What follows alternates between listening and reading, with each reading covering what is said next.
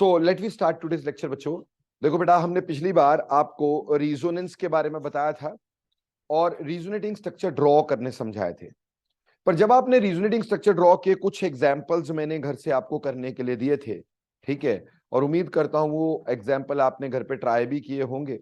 ठीक, तो जो आपके पास रिजोनेटिंग स्ट्रक्चर होते हैं, क्या हम ये जानते हैं जितने भी कैनोनिकल स्ट्रक्चर हैं उनकी एक्चुअल एग्जिस्टेंस नहीं होती, दे ऑल आर हाइपोथेटिकल।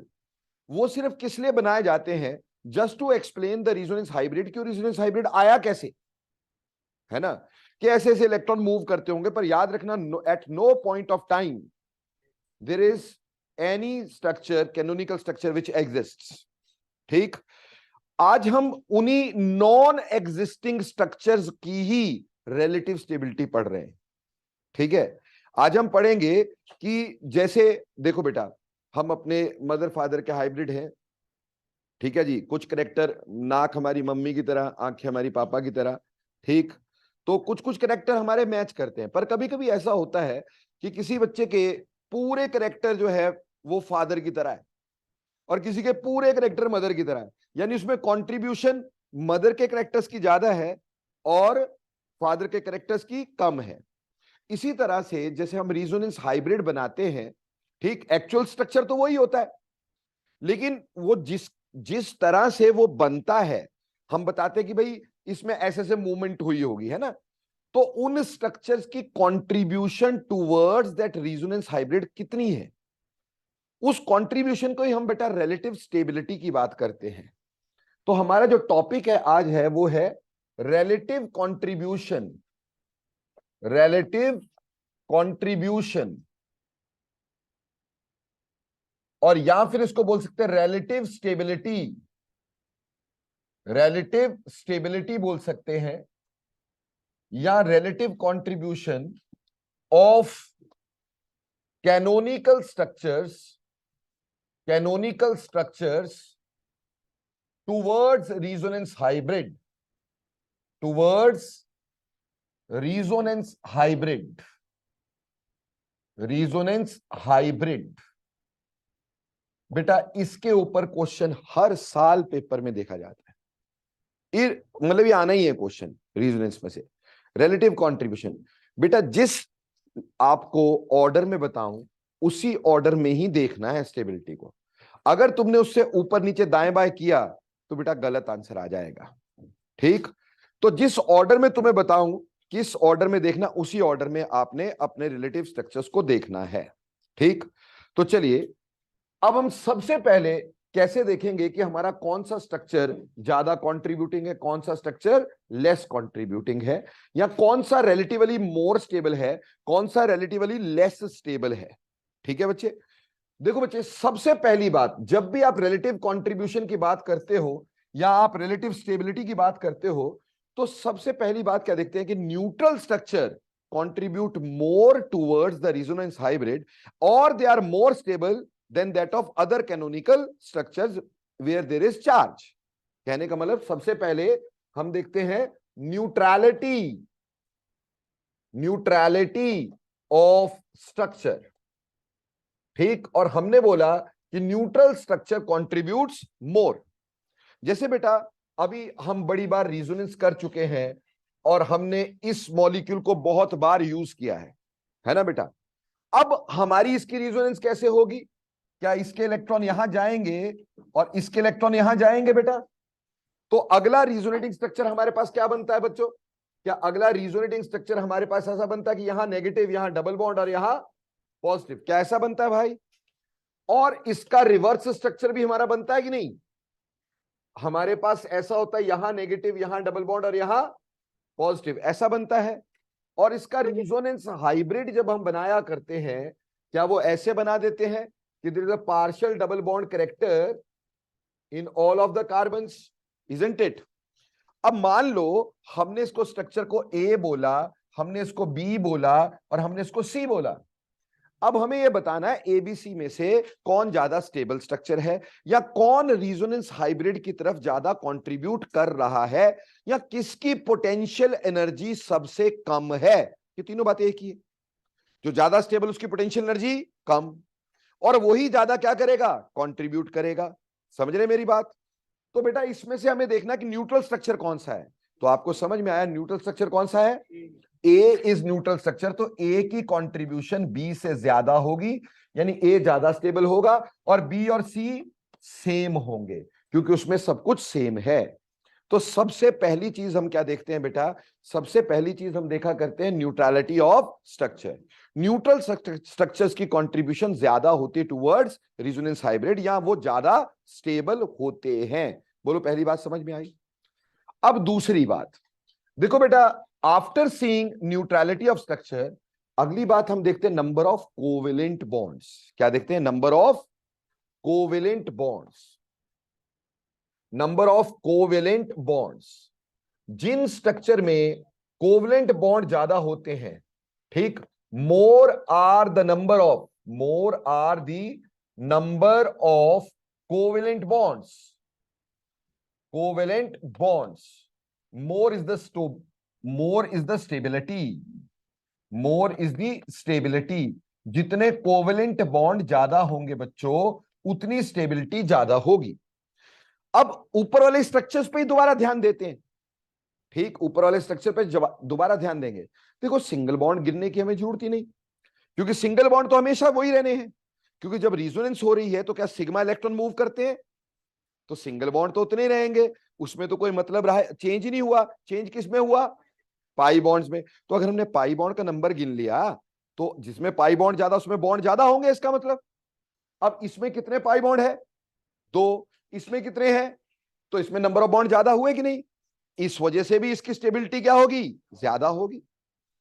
90% जो आपके पेपर में क्वेश्चन आता है ना बेटा, वो इसी पे आता है, और लोग देखते ही नहीं इसको, भूल जाते तब तक। अभी मैं तुम्हें दूंगा, मेरे को पता है तुम भूलोगे, ठीक। तो सबसे पहला काम आपने क्या देखना? न्यूट्रलिटी। अगर सारे स्ट्रक्चर न्यूट्रल है, या मान लो सभी में चार्ज है, तो दूसरे नंबर पे गिनना कोवेलेंट बॉन्ड्स। वो पाई बॉन्ड देख के समझ में आ जाएगा कितने हैं, बाकी सिंगल बॉन्ड तो हमेशा सेम रहते हैं। समझ में आई? Number of covalent bonds. Any doubts? So more is number of covalent bonds, more is the stability. ये यहां से भी एक्सप्लेन हो सकता था, ऊपर वाला इससे भी एक्सप्लेन हो सकता था, न्यूट्रलिटी से भी और नंबर ऑफ कोवेलेंट बॉन्ड से भी एक्सप्लेन हो सकता था। बोलो क्लियर? अगला तीसरा लॉ, तीसरा step, more number of complete octets, more number of complete octets, more number of complete octets. जहां पे ऑक्टेट्स का नंबर ज्यादा होता है, ज्यादा कंप्लीट ऑक्टेट्स होते हैं, वहां पे स्टेबिलिटी ऑफ स्ट्रक्चर हमेशा ज्यादा होती है। जैसे बेटा मान लो मैं आपके सामने कोई 2 स्ट्रक्चर बनाता हूं। एक मैंने बनाया C1 positive double bond O, got it. और O के ऊपर आपको पता है 2 लोन पेयर रहते होंगे। अब इसी का रिजोनेटिंग स्ट्रक्चर बना लेते हैं। रिजोनेटिंग स्ट्रक्चर में हमने क्या किया? यहां के इलेक्ट्रॉन्स यहां ला दिए, ठीक है जी। तो हमारे पास इसका अगला रिजोनेटिंग स्ट्रक्चर कैसा बना होगा? क्या ऐसा बना होगा? RC triple bond O1 positive. कैसा बना होगा? इसको एसाइल कटायन बोलते हैं। क्या बोलते हैं बेटे? एसाइल कटायन बोलते हैं, है ना। अब देखो इस कार्बन के आसपास कितने इलेक्ट्रॉन्स है, जरा गिनने की कोशिश करते हैं हम लोग। कितने हैं? 1 2 3 4 5 6, यानी यहां पे 6 इलेक्ट्रॉन्स हैं कि नहीं है, ठीक। और इसके पास देखो, जो तो शेड होते हैं वो तो कॉमन होते हैं, इसके पास भी इसके पास भी है। तो ये जो 4 हैं ये ऑक्सीजन के पास भी है। तो ऑक्सीजन के 1 2 3 4 5 6 7 8, तो इसमें 8 इलेक्ट्रॉन हुए कि नहीं हुए? तो इसमें 6 इलेक्ट्रॉन हुए, इसमें 8 इलेक्ट्रॉन हुए। गॉट इट और नॉट? अब इधर आ जाते हैं बच्चों। इधर कार्बन के आसपास कितने इलेक्ट्रॉन हुए? 1 2 3 4 5 6 7 8। क्या 8 हो गए कि नहीं हो गए? और ऑक्सीजन के आसपास कितने हुए? 1 2 3 4 5 6 7 8। तो इसके आसपास भी 8 इलेक्ट्रॉन हुए कि नहीं? तो कंप्लीट ऑक्टेट किस में ज्यादा हो गए? सेकंड में ज्यादा हो गए। तो सेकंड की contribution will be more than that of 1। Second is more stable than 1, ठीक। सर ये तो हम बॉन्ड से भी बता सकते थे। यस, हम बॉन्ड से भी बता सकते थे। यहां नंबर ऑफ बॉन्ड्स ज्यादा थे कि नहीं, यहां नंबर ऑफ बॉन्ड कम थे कि नहीं। तो ज्यादातर अगर नंबर ऑफ बॉन्ड ज्यादा है तो ऑक्टेट कंप्लीट भी ज्यादा है। बट मान लो कभी सभी में नंबर ऑफ बॉन्ड्स क्या आ जाए, सेम आ जाए, तो दूसरी कहानी हम क्या देखा करते हैं, कंप्लीट ऑक्टेट्स। आपके टेस्ट में एक क्वेश्चन डाला था कभी मैंने, ठीक, आपको बोला कि CH3, ठीक, और हमने बोला O CH2 1 पॉजिटिव, ठीक, और दूसरा बोला CH3 CH2 CH2 1 पॉजिटिव। हालांकि एक दूसरे के रिजोनेटिंग स्ट्रक्चर नहीं है, दो स्ट्रक्चर की स्टेबिलिटी की बात कर रहा हूं मैं, ठीक है ना जी, क्योंकि ठीक है रिजोनेटिंग स्ट्रक्चर भी वैसे होते हैं, पर ये दो स्ट्रक्चर्स की क्या कर रहा हूं, स्टेबिलिटी। अब प्यारे प्यारे से बच्चों, यहां पे हमने बताया कि ये ज्यादा स्टेबल होता है। क्यों? फिनोमिना क्या बताया था, बैक बॉन्डिंग बोला था। पर बैक बॉन्डिंग होती क्यों है भाई, व्हाट वाज द रीजन? देखो मैं तभी आपको कह रहा था, अक्सर क्या हो रहा है, अभी क्या 2-3 क्लासेस लगी हैं तो क्योस बन जाता है एकदम से, अरे सर ये नहीं आ रहा वो नहीं आ रहा, क्योंकि number of concept yet to be dealt, ठीक। तो ऑर्गेनिक इज नॉट दैट कि 2 लेक्चर 3 लेक्चर में आपको पानी की तरह क्लियर होने लग जाएगी, आप हर एक क्वेश्चन का आंसर देने लग जाओगे, ऐसा नहीं होता है, ठीक। ये तो करने के बाद भी आपको प्रॉब्लम्स रहने वाली है, जब तक आप इसमें बार बार नहीं करोगे तब तक प्रॉब्लम रहेंगी, ठीक। और कई चीजों के जो बेसिक्स हैं वो धीरे धीरे आगे खुलते चले जाएंगे, ठीक। तभी मैंने अभी तक असाइनमेंट नहीं भेजा आपको। अब देखो बेटे, हम बोलते हैं बैक बॉन्डिंग से ज्यादा स्टेबलाइज होता है। भाई क्यों होता है बैक बॉन्डिंग, होती क्यों है बैक बॉन्डिंग?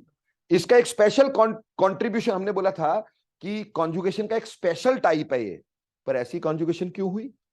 देखो अगर मान लो यहां के इलेक्ट्रॉन हम यहां दे देते हैं तो उससे हमारा स्ट्रक्चर कौन सा बनता है भाई, CH3 C double bond CH2, और यहां पे क्या आ जाएगा, 1 पॉजिटिव। क्लियर जी, है ना जी। अब जरा ऑक्सीजन के आसपास इलेक्ट्रॉन गिनो जरा कितने हैं, 1 2 3 4 5 6 7 8, क्या 8 इलेक्ट्रॉन्स हैं? और इसके आसपास 4 ये और 4 हाइड्रोजन वाले जो होंगे, 2 हाइड्रोजन जुड़े तो 4 बॉन्ड होंगे, 2 बॉन्ड होंगे ना भाई, 2 बॉन्ड में 4 इलेक्ट्रॉन होंगे कि नहीं? तो इसका भी ऑक्टेट कंप्लीट हुआ कि नहीं हुआ? क्या इस केस में यहां हो रहा है ऐसा? यहां तो ऑक्टेट कंप्लीट होगा, पर क्या यहां ऑक्टेट कंप्लीट हो पाएगा? नहीं हो पाएगा, यहां पे 6 इलेक्ट्रॉन रहेंगे, तो इसकी कंट्रीब्यूशन ज्यादा ही होनी थी, स्टेबल ज्यादा होना था। तो जिसमें कंप्लीट ऑक्टेट ज्यादा होते हैं बेटा, उनकी कंट्रीब्यूशन हमेशा ज्यादा होती है। तो सबसे पहली चीज क्या देखोगे, न्यूट्रलिटी। दूसरे नंबर पे क्या देखोगे, नंबर ऑफ कोवलेंट बॉन्ड्स। तीसरे नंबर पे क्या देखोगे, नंबर ऑफ कंप्लीट ऑक्टेट्स। अब चलते हैं उससे आगे। अब चौथा जो है हमारे पास, वेरी इंपॉर्टेंट। अब हमारे पास बात है कि अगर हमारे पास न्यूट्रल स्ट्रक्चर नहीं है, ऑक्टेट सभी में सेम है, ठीक है जी, ऑक्टेट सभी में बराबर भरे हुए हैं, कोवलेंट बॉन्ड सभी में बराबर है, तो यहां देखा जाता है चार्ज सेपरेशन। क्या देखा जाता है, चार्ज सेपरेशन। बेटे more is charge separation, lesser is stability of structure. More is charge separation, more is charge separation,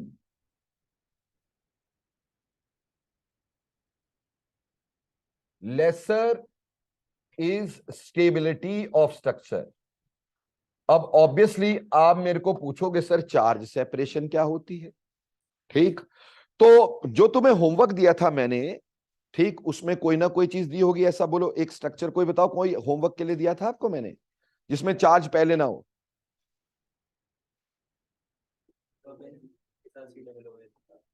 आपने एक स्ट्रक्चर ये ले लिया, मान लो C डबल बॉन्ड OH, बोलो ये स्ट्रक्चर है ना जी, ये स्ट्रक्चर की आपने रिजोनेंस की होगी घर से। तो चलो जरा इसकी मैं करके देखता हूं कि आपसे सही हुई कि गलत हुई, कि यहां के इलेक्ट्रॉन यहां गए और यहां के इलेक्ट्रॉन यहां आए, क्योंकि ये बेंजोइक एसिड नहीं है, इसमें कॉन्जुगेशन है। तो अगला स्ट्रक्चर क्या बना हमारे पास, क्या अगला स्ट्रक्चर हमारे पास ऐसा बना, double bond CO negative H, यहां पॉजिटिव, यहां डबल बॉन्ड, यहां डबल बॉन्ड, ऐसा ही बनाया तुमने।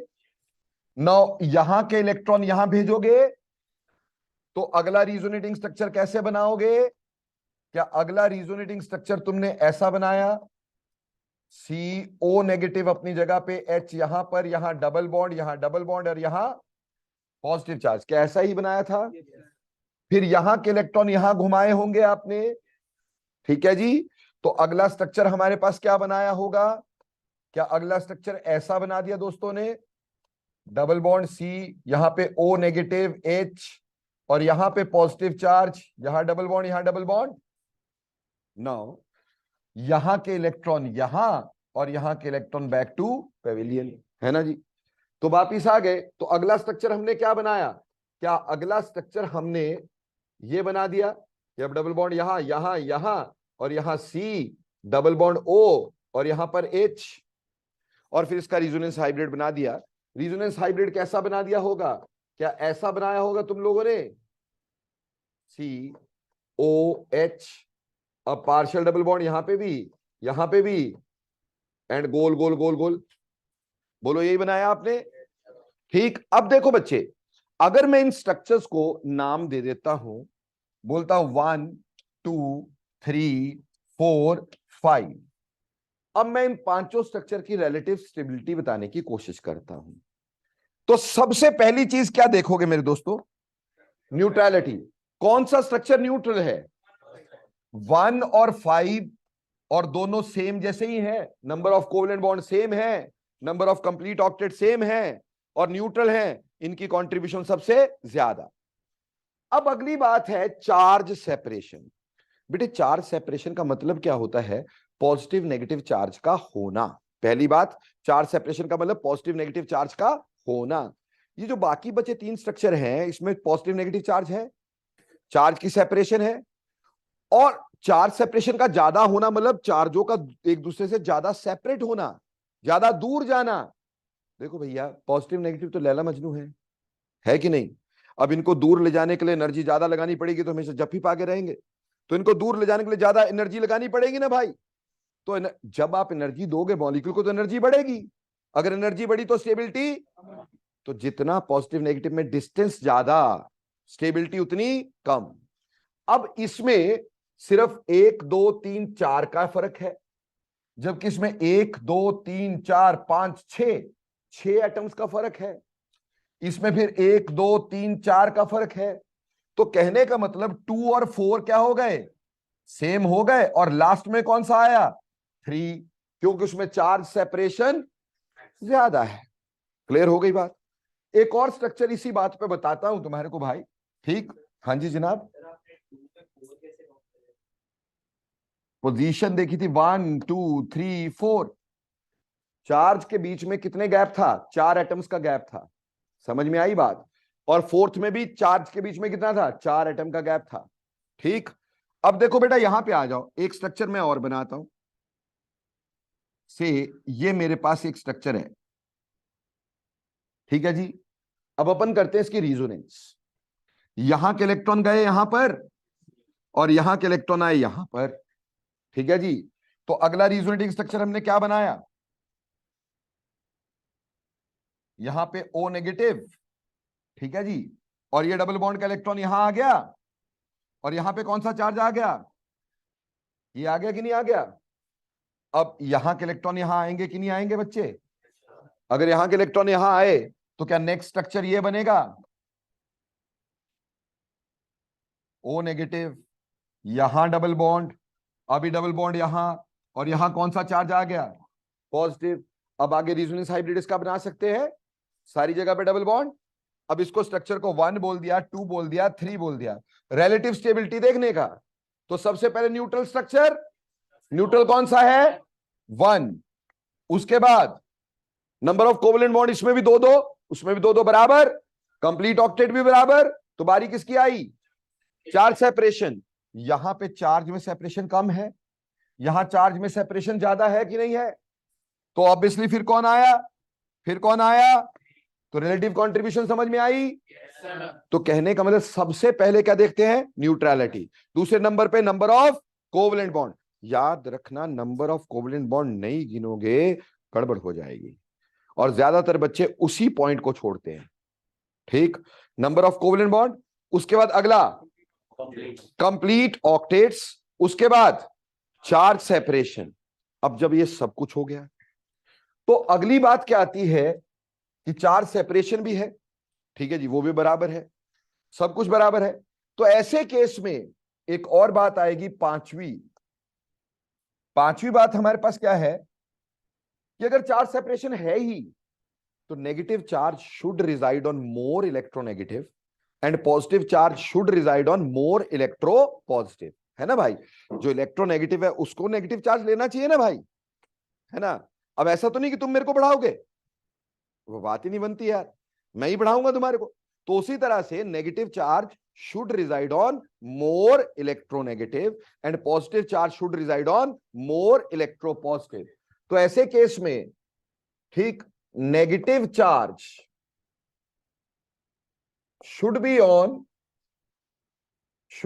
on more electronegative element, and positive charge should be on more electropositive element।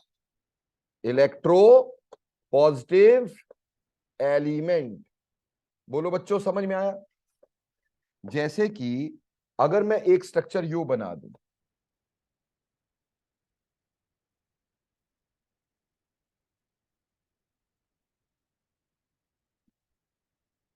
क्या इस स्ट्रक्चर में कॉन्जुगेशन है? Double bond, single bond and negative charge conjugation है। क्या रिजोनेंस होगी?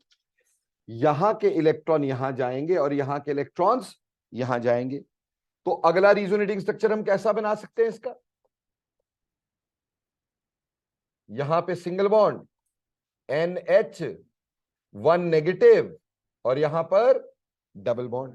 बोलो ये बन गया स्ट्रक्चर। ये दो रिजोनेटिंग स्ट्रक्चर हैं। इधर नेगेटिव चार्ज किस पे है? लेस इलेक्ट्रोनेगेटिव पे। इधर किस पे है? मोर इलेक्ट्रोनेगेटिव पे। तो अगर मैं 1 और 2 दे दूं तो बोलो ज्यादा स्टेबल कौन हुआ? 2 इज मोर स्टेबल देन 1 और नॉट? वाई? क्योंकि negative charge should reside on more electronegative. पर उसका मतलब कभी ये नहीं है कि ये बनेगा नहीं। अरे बनेगा तो ये भी, बनेगा तो ये भी। पर बात इतनी सी है कि ये जो होगा हमारे पास, इसमें negative charge less electronegative less stable है, और इसमें मोर इलेक्ट्रोनेगेटिव पे मोर स्टेबल है। पर ये पॉइंट कब आएगा? 5वें नंबर पे। 1 मिनट के लिए इसको दिमाग में रखना, negative charge should be on more electronegative. I am going back. अगर मान लो मैंने क्या किया, ऑर्डर स्किप कर दिया, जो अश्विनी सर ने ऑर्डर करवाया था मैंने स्किप कर दिया, और मेरे को ये आ गया, ठीक, और आपके दिमाग में आ रहा है negative positive charge should be more on more electropositive. तो बोलो कौन ज्यादा स्टेबल होना चाहिए था आपके हिसाब से? फर्स्ट नहीं हो जाना चाहिए था, है ना? तो गलती कर देते ना हम इसको बोल देते ज्यादा स्टेबल, क्योंकि positive charge should be on more electro positive. पर मैंने बोला उसकी कंट्रीब्यूशन बाद में देखनी है, तो जिस ऑर्डर में बताया ना उसी ऑर्डर में चलने का। सबसे पहले क्या देखेंगे? Neutrality of structure. दूसरे नंबर पे कोवलेंट बॉन्ड। तीसरे नंबर पे कंप्लीट ऑक्टेट्स। चौथे नंबर पे जाएंगे तो चार्ज सेपरेशन। 5वें नंबर पे जाएंगे तो negative charge should be on more electronegative element. अगली बात, छठा, लास्ट, ठीक। देखो बेटा, अगर मैं 6 की बात करता हूं, अगर मान लो, कहते कुत्ता कुत्ते का बैरी, है ना? Like charges on adjacent atom makes it least stable. अगर दो एडजेसेंट एटम पे क्या आ जाए? लाइक चार्जेस आ जाए, तो वो स्ट्रक्चर सबसे कम स्टेबल हुआ करते हैं, ठीक। Like charges on adjacent atoms makes structure least stable. Least stable मतलब अगर नेगेटिव और नेगेटिव एडजेसेंट एटम पे आ गया, या पॉजिटिव और पॉजिटिव एडजेसेंट एटम पे आ गया, या नेगेटिव और लोन पेयर, लोन पेयर और नेगेटिव, नेगेटिव चार्ज मतलब लोन पेयर है ना, तो लोन पेयर को नेगेटिव चार्ज की तरह समझिएगा। तो अगर लोन पेयर और नेगेटिव चार्ज पास पास आ गया तो भी हमारे पास स्टेबिलिटी सबसे कम हो जाएगी। जैसे प्यारे बच्चों, मान लो एक क्वेश्चन दे दिया, बोला which of the following, which of the following is least stable. बोला which of the following is least stable. Structure कुछ बना के मेरे को दे रखे हैं, ठीक, ए स्ट्रक्चर दे रखा है, ठीक, कुछ ऐसा स्ट्रक्चर है ओ, और यहां पे नेगेटिव, यहां पे पॉजिटिव, ठीक है जी, और साथ में मेरे को बोला है कि यहां पे नेगेटिव चार्ज है, ठीक है जी, और यहां पे पॉजिटिव चार्ज है, एक स्ट्रक्चर ये दे दिया, ठीक है जी। Structure number B, N double bond O, O negative positive, अब यहां पॉजिटिव दे दिया, यहां नेगेटिव दे दिया, एक स्ट्रक्चर ये दे दिया, ठीक है। Structure number C, N double bond O, ठीक, ओ नेगेटिव पॉजिटिव, और हमारे को यहां डबल बॉन्ड दे दिया, यहां पे हमारे पास पॉजिटिव चार्ज दे दिया, ठीक है, और यहां पे नेगेटिव चार्ज दे दिया। फॉर अ टाइम भी कोई भी स्ट्रक्चर दिया हो सकता है, वो एक दूसरे के रिजोनेटिंग ना भी हो, मैं तो तुम्हें स्ट्रक्चर की स्टेबिलिटी पूछ रहा हूं, ठीक। और डी हमारे पास दिया है कुछ कुछ ऐसा structure, N one positive double bond O, O negative, और हमारे पास यहां पे दे दिया गया डबल बॉन्ड, ठीक है, यहां पे पॉजिटिव, यहां पे नेगेटिव। अब बोला जी इसमें से सबसे लीस्ट स्टेबल स्ट्रक्चर बता दो। तो लीस्ट स्टेबल को हम कहां से जाएंगे, बैकवर्ड, यानी पहले देख लेंगे क्या लाइक चार्जेस एडजेसेंट एटम पे तो नहीं है। हम क्या देखते हैं, यहां पे like charges on the adjacent atom that make it least stable, तो इस क्वेश्चन का आंसर ये हो गया। और कहीं लाइक चार्जेस एडजेसेंट एटम पे तो नहीं है, तो अगर लाइक चार्जेस एडजेसेंट एटम पे आ जाए वो लीस्ट स्टेबल होता है, ठीक। जैसे मैं कुछ क्वेश्चन इस पे करके दिखाता हूं, 2 3 4, तो आपने 6 पॉइंट्स ध्यान में रखने हैं और 6 को इसी ऑर्डर में रखना है। पहला ऑर्डर क्या है, पहला क्या, न्यूट्रलिटी, दूसरे नंबर पे नंबर ऑफ कोवलेंट बॉन्ड, तीसरे नंबर पे नंबर ऑफ कंप्लीट ऑक्टेट, चौथे नंबर पर चार्ज सेपरेशन, पांचवें नंबर पर negative charge should be on more electro negative, छठे नंबर पर like charges on adjacent atom makes it least stable. मैं कुछ एक क्वेश्चंस आपके साथ इसमें डील करता हूं, क्योंकि बेटा ये क्वेश्चन तो पेपर में आना ही है, इसलिए थोड़ा ध्यान दें। कभी आईआईटी में एक क्वेश्चन आया कि arrange the following structures, arrange the following structures in order of their stabilities, ठीक, arrange the following structure in order of their stabilities, stabilities के ऑर्डर में हमें लगाना है, ठीक है जी। और स्ट्रक्चर हमारे पास कैसा कैसा है ध्यान देंगे। एक दिया H C double bond O, O H, ये स्ट्रक्चर नंबर 1 है। स्ट्रक्चर नंबर 2 दिया है H C O negative double bond O positive H, ठीक। स्ट्रक्चर नंबर 3 दिया है H C O negative 1 positive O H, और स्ट्रक्चर नंबर 4 दिया गया है H C O positive negative O H. हमें यह बोला गया इन स्ट्रक्चर की रिलेटिव स्टेबिलिटीज के बारे में बताना है, ठीक। तो हम कैसे देखेंगे, सबसे पहले क्या देखोगे, क्या कोई स्ट्रक्चर न्यूट्रल है, तो सबसे पहला स्टेबिलिटी किसकी आई, फर्स्ट की, गॉट इट और नॉट। उसके बाद अब अगला काम क्या है, नंबर ऑफ कोवलेंट बॉन्ड्स। किस में नंबर ऑफ कोवलेंट बॉन्ड ज्यादा है? सेकंड में, तो सेकंड आ गया। अब थर्ड, थर्ड में number of complete octets.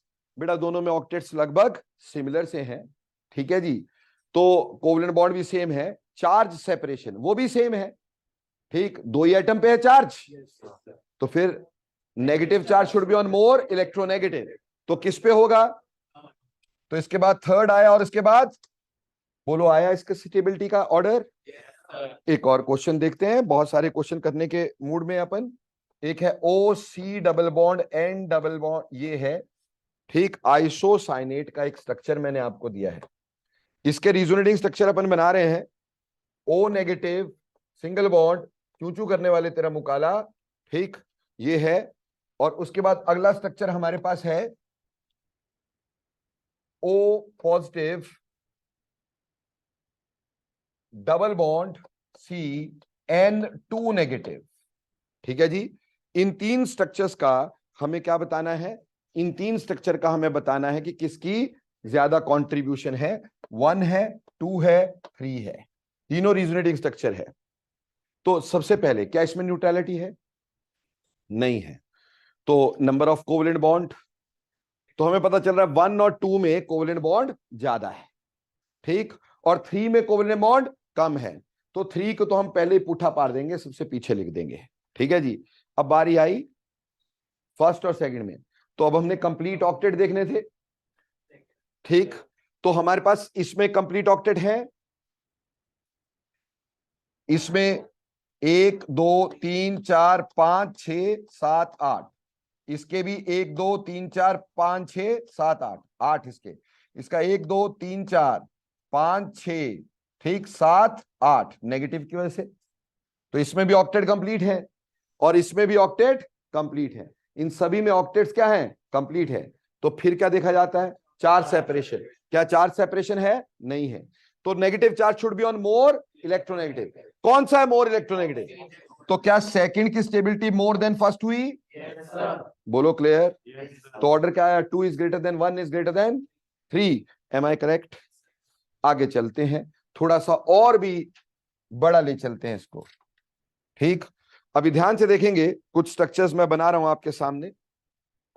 CH2 double bond CH single bond CH1 negative, single bond CH1 positive, C double bond O CH3, एक स्ट्रक्चर ये है। दूसरा स्ट्रक्चर अपने पास CH2 double bond CH1 positive, आगे CH1 negative, आगे C double bond O CH3, ठीक है जी। उससे अगला स्ट्रक्चर है हमारे पास CH2 1 negative single bond CH double bond CH CH1 positive C double bond और यहां पर CH3, ठीक है जी, क्लियर। और चौथा स्ट्रक्चर हमारे पास आ जाता है CH2 double bond CH single bond CH double bond CH C double bond O CH3। ये चार कोई स्ट्रक्चर हमारे पास दे रखे हैं। स्ट्रक्चर नंबर 1 है, स्ट्रक्चर नंबर 2 है, स्ट्रक्चर नंबर 3 है, स्ट्रक्चर नंबर 4 है। हमें बोला इसकी रिलेटिव स्टेबिलिटी बताएंगे आप लोग, ठीक। तो इसकी रिलेटिव स्टेबिलिटी में सबसे ज्यादा स्टेबल कौन सा हुआ? क्या फोर्थ सबसे ज्यादा स्टेबल हुआ? Very nice. क्यों? न्यूट्रलिटी ऑफ स्ट्रक्चर थी, ठीक है जी। उसके बाद हमारे पास क्या होना चाहिए था बेटा? Number of covalent bonds. इसमें सेम, इसमें सेम, इसमें सेम, बराबर, ठीक। उसके बाद क्या देखना था? Complete octets. जनरली वैसे शॉर्टकट ही है कि अगर डबल बॉन्ड बराबर होंगे तो कंप्लीट ऑक्टेट भी क्या होंगे? बराबर ही होंगे ज्यादातर, ठीक। तो फिर भी अगर आप देखना चाहो तो देख सकते हो कंप्लीट ऑक्टेट, मैंने देखा हुआ है ना, रट्टा मार के आया हुआ हूं, तो मेरे को पता है इसमें कंप्लीट ऑक्टेट बराबर है, ठीक है जी। अब चलते हैं उससे आगे, चार्ज सेपरेशन। बेटे इन दो में चार्ज की सेपरेशन क्या है? कम है। इसमें चार्ज की सेपरेशन क्या है? ज्यादा है। तो एक बात तो क्लियर हो गई कि 3 सबसे लीस्ट स्टेबल हो गया। बोलो हो गया कि नहीं हो गया? ठीक है जी। और रह गया हमारे पास इसमें से, ठीक, फर्स्ट और सेकंड में से। अब यहां पे प्रॉब्लम क्या है कि ना तो लाइक चार्जेस एडजेसेंट एटम पे है, ना कोई और रूल लग रहा है। जब ऐसा हो जाता है, जब ऐसा हो जाता है कि हमारा कोई रूल नहीं लग रहा, फिर भी हम स्टेबिलिटी देखना चाह रहे हैं, तो देखो बेटा, क्या ये एक विड्रॉइंग ग्रुप है कि नहीं? क्या ये एक विड्रॉइंग ग्रुप है कि नहीं? है ना विड्रॉइंग ग्रुप। और विड्रॉइंग ग्रुप नेगेटिव चार्ज को क्या करता है? स्टेबलाइज। और पॉजिटिव चार्ज को क्या करता है? डीस्टेबलाइज। ऐसा सोच सकते हैं ना, इसका माइनस आई हुआ होगा तो ऑब्वियसली ये लेस स्टेबल होगा, क्योंकि पॉजिटिव के ऊपर ये ग्रुप लगा है और यहां नेगेटिव के ऊपर ग्रुप लगा है। बोलो क्लियर? इसलिए फिर कौन सा आएगा? 2, और 2 के बाद कौन सा आएगा? 1। बोलो क्लियर हुआ? सबसे पहले न्यूट्रलिटी देखी हमने, ठीक। फिर हमने क्या देखा? नंबर ऑफ कोवलेंट बॉन्ड्स, फिर कंप्लीट ऑक्टेट्स, फिर चार्ज की सेपरेशन। चार्ज सेपरेशन के बाद negative charge should be on more electronegative, अगर like charge is on the adjacent atom makes it least stable, ठीक। और अगर ये सारे रूल खत्म हो जाते हैं तो फिर हम लास्ट में क्या देखते हैं? ये स्टेबल कौन सा है। अगर मान लो ये सारे रूल खत्म हो गए तो हमने लास्ट में क्या देखा कि पॉजिटिव के ऊपर रिलीजिंग ग्रुप होना चाहिए था, नेगेटिव के ऊपर विड्रॉइंग ग्रुप होना चाहिए था, तो हमें रिलेटिव स्टेबिलिटी बहुत आसानी से समझ में आ जाती। तो मैं आपको ऐसा करता हूं, एक आधा स्ट्रक्चर तुम्हारे समझ के लिए देता हूं ताकि तुम भी कुछ कुछ कर लो भाई।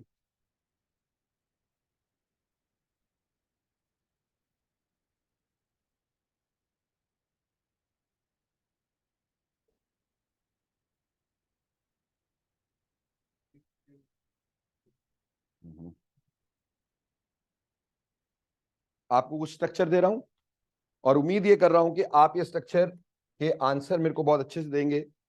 अभी करना है,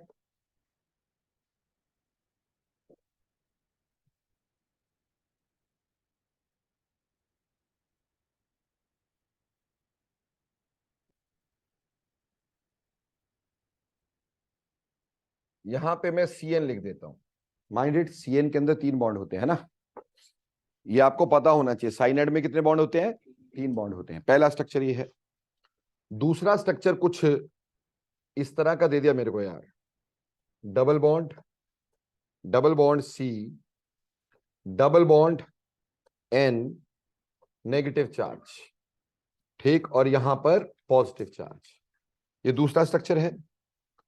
तीसरा स्ट्रक्चर कुछ इस तरह का है, double bond, positive charge CN, और यहां पे नेगेटिव चार्ज, ठीक है जी।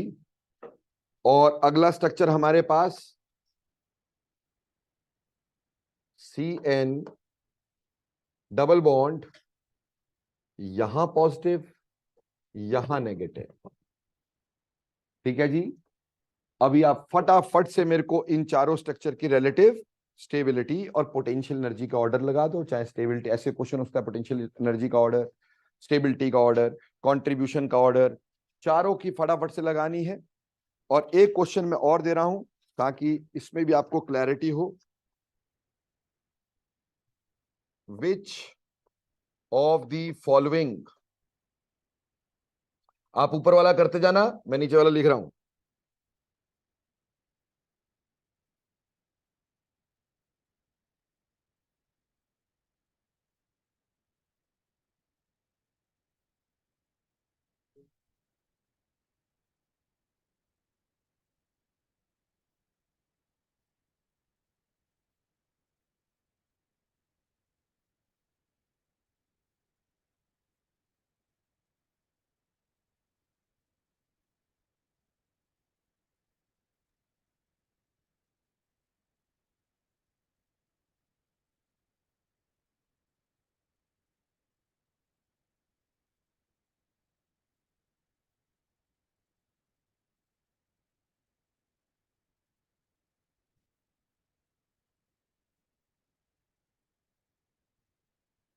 चू चू नहीं करो ए।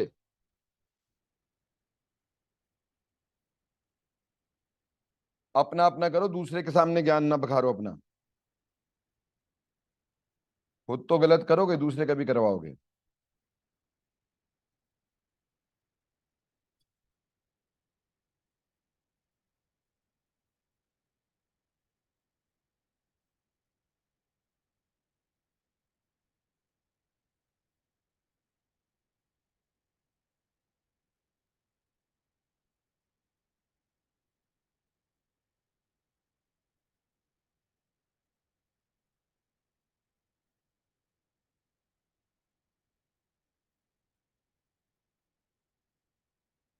चलो जी, हमें इसमें से लीस्ट टेबल पूछा है और ऊपर वाले आपको स्ट्रक्चर को लगाना है। चलो शाबाश।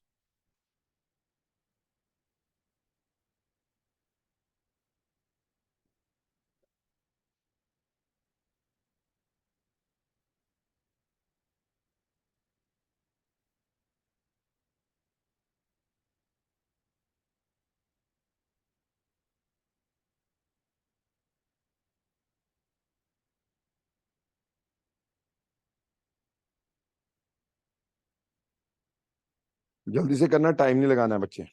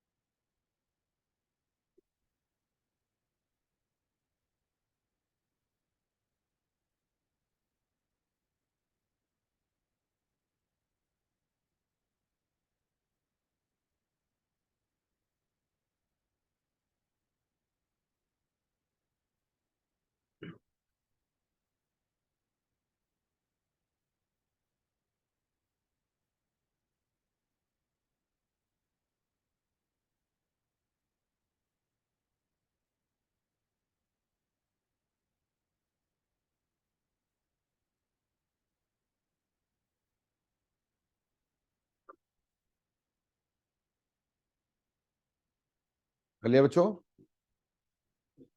फर्स्ट वाला कर लिया? क्या फर्स्ट वाले का पहला सबसे ज्यादा है? क्यों है?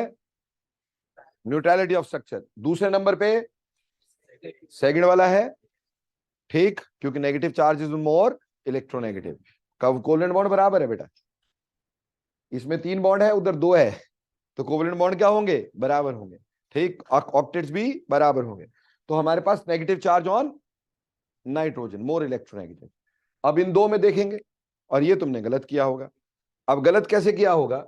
आपने ये ध्यान नहीं दिया, आपने तो पॉजिटिव के साथ इसको नेगेटिव को विड्रॉइंग को मान लिया होगा कि पॉजिटिव के बहुत पास है। पर एक बात ध्यान दो, ये जो नेगेटिव चार्ज है बच्चे, अगर ये अपनी तरफ इलेक्ट्रॉन खींचता है तो नेगेटिव चार्ज यहां आता है कि नहीं आता है? यानी ये नेगेटिव चार्ज रिजोनेट होगा, ठीक, और नेगेटिव चार्ज को विड्रॉइंग ग्रुप हमेशा क्या करता है? स्टेबलाइज करता है कि नहीं? ये अपनी तरफ खींचता है कि नहीं?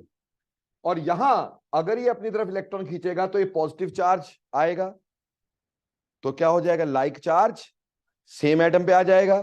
तो कहने का मतलब ये अपनी तरफ इलेक्ट्रॉन नहीं खींच पाएगा, यानी ये रिजोनेंस में पार्टिसिपेट नहीं कर पाएगा, जबकि यहां पे ये रिजोनेंस में पार्टिसिपेट कर पाएगा। इसलिए फिर कौन सा होगा? थर्ड वन, और लास्ट में कौन सा होगा?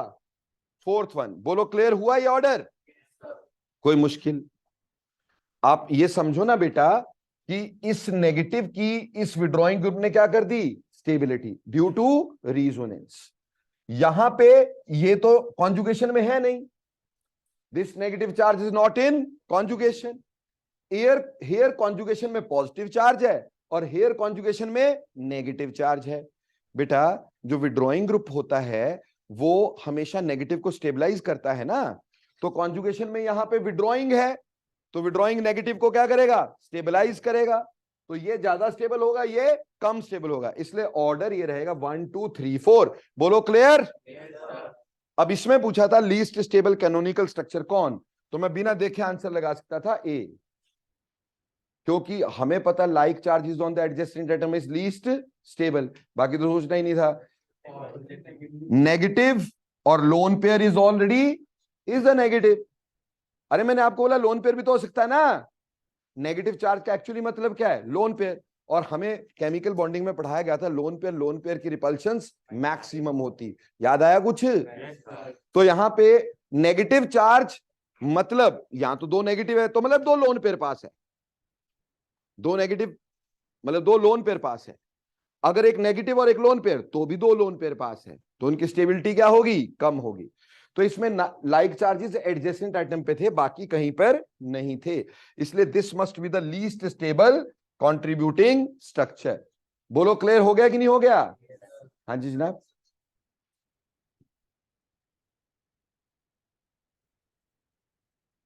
बेटे इसकी कॉन्जुगेशन की बात हो रही है, इसकी नहीं। फाइनाइट विड्रॉइंग ग्रुप की कॉन्जुगेशन की बात की जा रही है कि विड्रॉइंग ग्रुप किसके कॉन्जुगेशन में है। ठीक, नेगेटिव चार्ज इसकी कॉन्जुगेशन में, विड्रॉइंग ग्रुप की कॉन्जुगेशन में थोड़ी है। समझे मेरी बात? ठीक, तो विड्रॉइंग ग्रुप स्टेबलाइज करेगा ना नेगेटिव चार्ज को। ठीक, तो इस तरह से करके हम क्या कर सकते हैं, अपने अपने स्ट्रक्चर्स के ऑर्डर लगा सकते हैं, कौन ज्यादा स्टेबल, किसकी कंट्रीब्यूशन ज्यादा। मैंने 5-6 क्वेश्चन आपको करवाए भी हैं और कुछ मैं आपको अब आपके असाइनमेंट में भी दूंगा, कुछ टेस्ट में भी पूछने हैं। ठीक, तो अपने आप आ जाएंगे आपको। तो बोलो, ऑर्डर समझ में आया कैसे देखने का? क्लियर हो गया? अब चलते बेटा आगे। अब हमने रीजोनेंस पढ़ ली, लेकिन बेटा मैं आपको ना एक और चीज बताना चाहता हूं। मैं जो भी तुम्हें पढ़ा रहा हूं ना, थोड़ा सा रिस्क लेके पढ़ा रहा हूं। ये चीजें नहीं भी बताऊं ना तो भी चलेगा, ठीक, पर मैं चलाना चाहता नहीं। मैं चाहता हूं कि आपको पता हो। एक स्पेशल टाइप की आपके साथ रीजोनेंस डिस्कस कर रहा हूं, एक special type, bent bond resonance. क्या डिस्कस कर रहा हूं?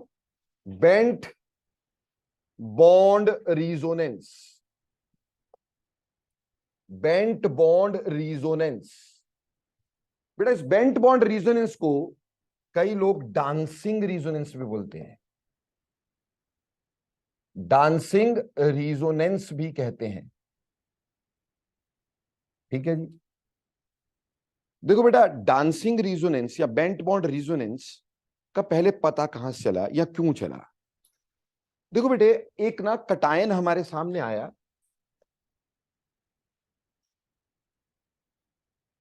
ये वाला कटायन। आगे जाके आप ना एक बॉन्ड एंगल स्ट्रेन की थ्योरी पढ़ते हो, कहते हो कि एंगल स्ट्रेन जितना ज्यादा होता है स्टेबिलिटी उतनी कम होती है। एंगल स्ट्रेन का मतलब क्या, थोड़ा सा यहां ब्रीफ कर देता हूं ताकि इसको समझने में आसानी मिले। देखो बेटे, क्या होता है कि जो sp3 हाइब्रिडाइज्ड कार्बन होना चाहिए, ठीक, उसका बॉन्ड एंगल कितना होना चाहिए था? हमें पता है sp3 का कितना होता है, 109.5 डिग्री होता है ना। अभी अभी केमिकल बॉन्डिंग रिवाइज किए हो, तो sp3 जो होगा 109.5 डिग्री होगा। लेकिन बेटे यहां पे जो एंगल है, ये एक ट्राइंगल का एंगल है, वो भी इक्विलेटरल ट्राइंगल, तो कितना एंगल होगा? ये 60 डिग्री होगा। तो अब एक एंगल अगर 100, और यहां पे जो कार्बन है उस कार्बन की हाइब्रिडाइजेशन क्या है भला? सिंगल बॉन्डेड है ना भाई, तो सिंगल बॉन्डेड की हाइब्रिडाइजेशन क्या होनी चाहिए? sp3 होनी चाहिए थी। और sp3 का बॉन्ड एंगल कितना होना चाहिए था? 109। और यहां बॉन्ड एंगल कितना है? 60 degree. So there is a deviation from angle, normal angle से। अब अश्विनी सर का नॉर्मल एंगल 180 डिग्री है, मैं ऐसे खड़ा रहता हूं, है ना। मान लो मेरे को बोलो सर ऐसे खड़े रहना है, कितनी देर तक भाई? ऑब्वियसली थकूंगा ना, क्योंकि वो स्ट्रेन पैदा होगा बॉडी में। ऐसे ही समझो कि अगर sp3 हाइब्रिडाइज्ड कार्बन जो होगा उसका बॉन्ड एंगल 109 होना चाहिए था, लेकिन उससे छोटा आ गया, तो यहां पे एंगल का क्या आएगा? स्ट्रेन, बहुत हाई डिग्री स्ट्रेन होगा। और जब एंगल का स्ट्रेन आता है तो स्ट्रक्चर स्टेबल नहीं होता है।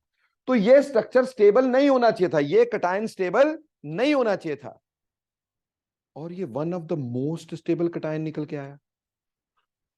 जब इसकी रिस्पेक्टिव स्टेबिलिटी देखी गई, so this became most stable cation, one of the most stable cation है ये। अब यहां से कहानी शुरू हुई कि अगर ये मोस्ट स्टेबल है तो क्यों है? तो यहां से हमारा कंसेप्ट गढ़ा गया बेंट बॉन्ड रेजोनेंस का। ठीक, बेंट बॉन्ड रेजोनेंस होती कहां? सिर्फ ऐसे कटायन में और कहीं नहीं। ठीक, कैसे होती है ये भी ध्यान देते हैं। अब देखो बच्चे, ये जो हमारा मॉलिक्यूल था ये कुछ ऐसा था,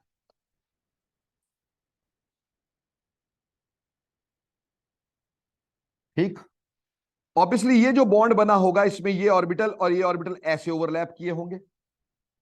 जो हरे वाला बॉन्ड है इसको मैंने ऑर्बिटल ओवरलैप दिखा दिया, चलेगा?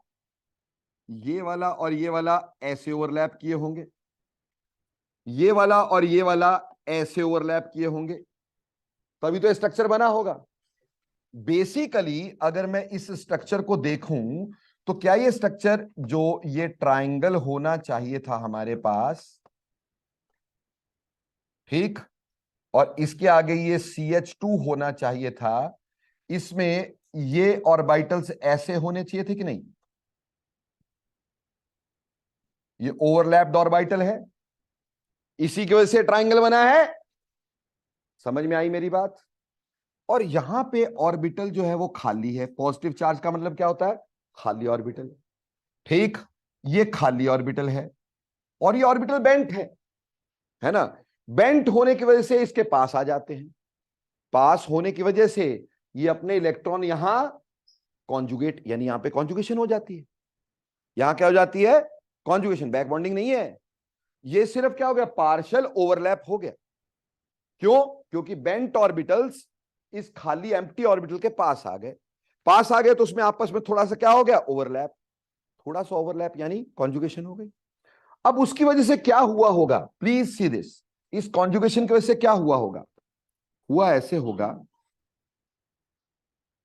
कि ये स्ट्रक्चर हमारे पास यूं था, ठीक, और अब हमारे पास इस वाले ऑर्बिटल का इसमें ओवरलैप हुआ होगा। अगर फॉर द टाइम बीइंग मैं यहां पे एक झूठा पॉजिटिव और एक झूठा नेगेटिव बनाता हूं तुम्हें समझाने के लिए, है नहीं है, समझ लो कि यहां पे एक झूठा पॉजिटिव झूठा नेगेटिव है। क्लियर? तो क्योंकि अब ये ऑर्बिटल इस खाली ऑर्बिटल के साथ क्या है? ओवरलैप्ड है, तो ये वाले इलेक्ट्रॉन यहां जा सकते कि नहीं जा सकते? इस खाली ऑर्बिटल में जा सकते हैं। उसकी वजह से जो अगला स्ट्रक्चर हमारे पास बनना चाहिए था, प्लीज ध्यान देंगे, ये वाला बॉन्ड तो टूट जाएगा क्योंकि यहां के इलेक्ट्रॉन तो यहां चले गए, है ना? तो बेसिकली हमारे पास ये कुछ इस तरह का कटायन बन गया। ठीक, यानी यहां से इसने इलेक्ट्रॉन यहां दिए तो ये वाला बॉन्ड बना, ये वाला, समझे मेरी बात? ये वाला बॉन्ड बना होगा और ये वाला बॉन्ड टूट गया होगा। अब इसको पक्का कर दो तो ऐसा बनेगा कि नहीं बनेगा? ठीक, अब भैया उसी तरह से जैसे जैसा ये कार्बन है वैसा ये भी तो कार्बन है, ये भी तो यहां पे ओवरलैप कर सकता था। अगर ये ओवरलैप करता तो क्या अगला स्ट्रक्चर हम ऐसा बनाते?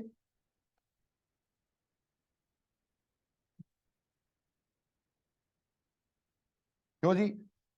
इससे जस्ट उल्टा। हाँ जी। उसके बाद ऐसा भी हो सकता था, क्योंकि ये बेंट ऑर्बिटल्स हैं तो यहां वाले इलेक्ट्रॉन सारे इधर चले गए, ये वाला बॉन्ड टूट गया, इन दो के बीच में बॉन्ड बन गया। मतलब कहने का कि ये यहां पॉजिटिव और यहां नेगेटिव बना देते, तो ये नेगेटिव यहां इलेक्ट्रॉन दे देता, ये बॉन्ड टूट जाता, तो इसका अगला स्ट्रक्चर हमारे पास कैसा बन जाता? ऐसा बन जाता भैया। इसने अगर इलेक्ट्रॉन दिए होते, यहां डबल बॉन्ड बना होता और ये बॉन्ड टूट गया होता, तो ऐसा स्ट्रक्चर बन गया होता। ठीक, अब इसका ऑपोजिट भी तो बन सकता है, ये भी तो दे सकता था, तो क्या ये स्ट्रक्चर ऐसा भी बन सकता है ना जी? तो आप डांस करते हो देख रहे स्ट्रक्चर को कि नहीं? So this sort of resonance is called as dancing resonance. क्योंकि इसमें बेंट ऑर्बिटल पार्टिसिपेट किए हैं, इसलिए इसको बेंट बॉन्ड रिजोनेंस का नाम दिया जाता है। और ये स्टेबिलिटी को मल्टीफोल्ड इंक्रीज करता है। क्यों मल्टीफोल्ड इंक्रीज करता है? नंबर दो बातें। बात नंबर एक, एक तो इसके 5-5 रिजोनेटिंग स्ट्रक्चर बनेंगे। एक ट्राइंगल के कितने बनेंगे? 5 रिजोनेटिंग स्ट्रक्चर।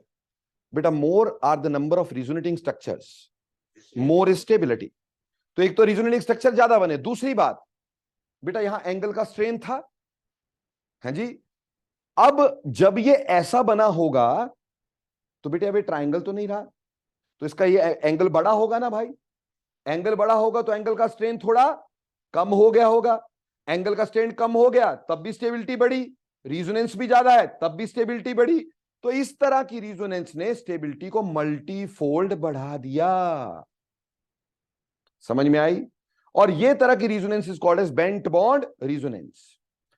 अब दुनिया में जो सबसे स्टेबल कटायन कभी एग्जिस्ट करता होगा वो ये वाला होता होगा। ये दुनिया का सबसे स्टेबल कटायन होगा। रीजन बीइंग, इसके कितने रिजोनेटिंग स्ट्रक्चर बनेंगे सोचो जरा। इसके बनेंगे एक रिंग के कितने, 5, 5, 5 और 5 कितने हुए, 15, 15 ये एक ऑलरेडी जो एग्जिस्ट कर रहा है 16वां, और एक ऐसा होता है जिसमें तीनों रिंग फ्यूज कर जाते हैं। ठीक, तो टोटल मिला के कितने स्ट्रक्चर बनते हैं, 17 रिजोनेटिंग स्ट्रक्चर बनते हैं इसके। कैसे, ये वाले 5 तो पर रिंग हो गया, ये तो समझ में आते हैं। तो 5 इंटू 3 कितने हुए, 15। एक बोला जो ऑलरेडी एग्जिस्ट कर रहा है जिसमें कोई बॉन्ड नहीं टूटा, 16। और एक है तीनों रिंग जब फ्यूज करेंगे, जब ये टूटेंगे तीनों रिंग फ्यूज भी कर सकते हैं, उसका भी बनता है हमारे पास, तो 17 रिजोनेटिंग स्ट्रक्चर इसके।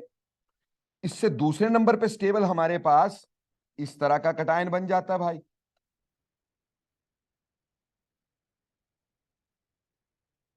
ठीक है, इसमें कितने स्ट्रक्चर बनेंगे बता सकते हो, 5 और 5 10, एक ऑलरेडी 11, और एक दो रिंग फ्यूज करके 12, तो इसके 12 रिजोनेटिंग स्ट्रक्चर बनेंगे कि नहीं बनेंगे।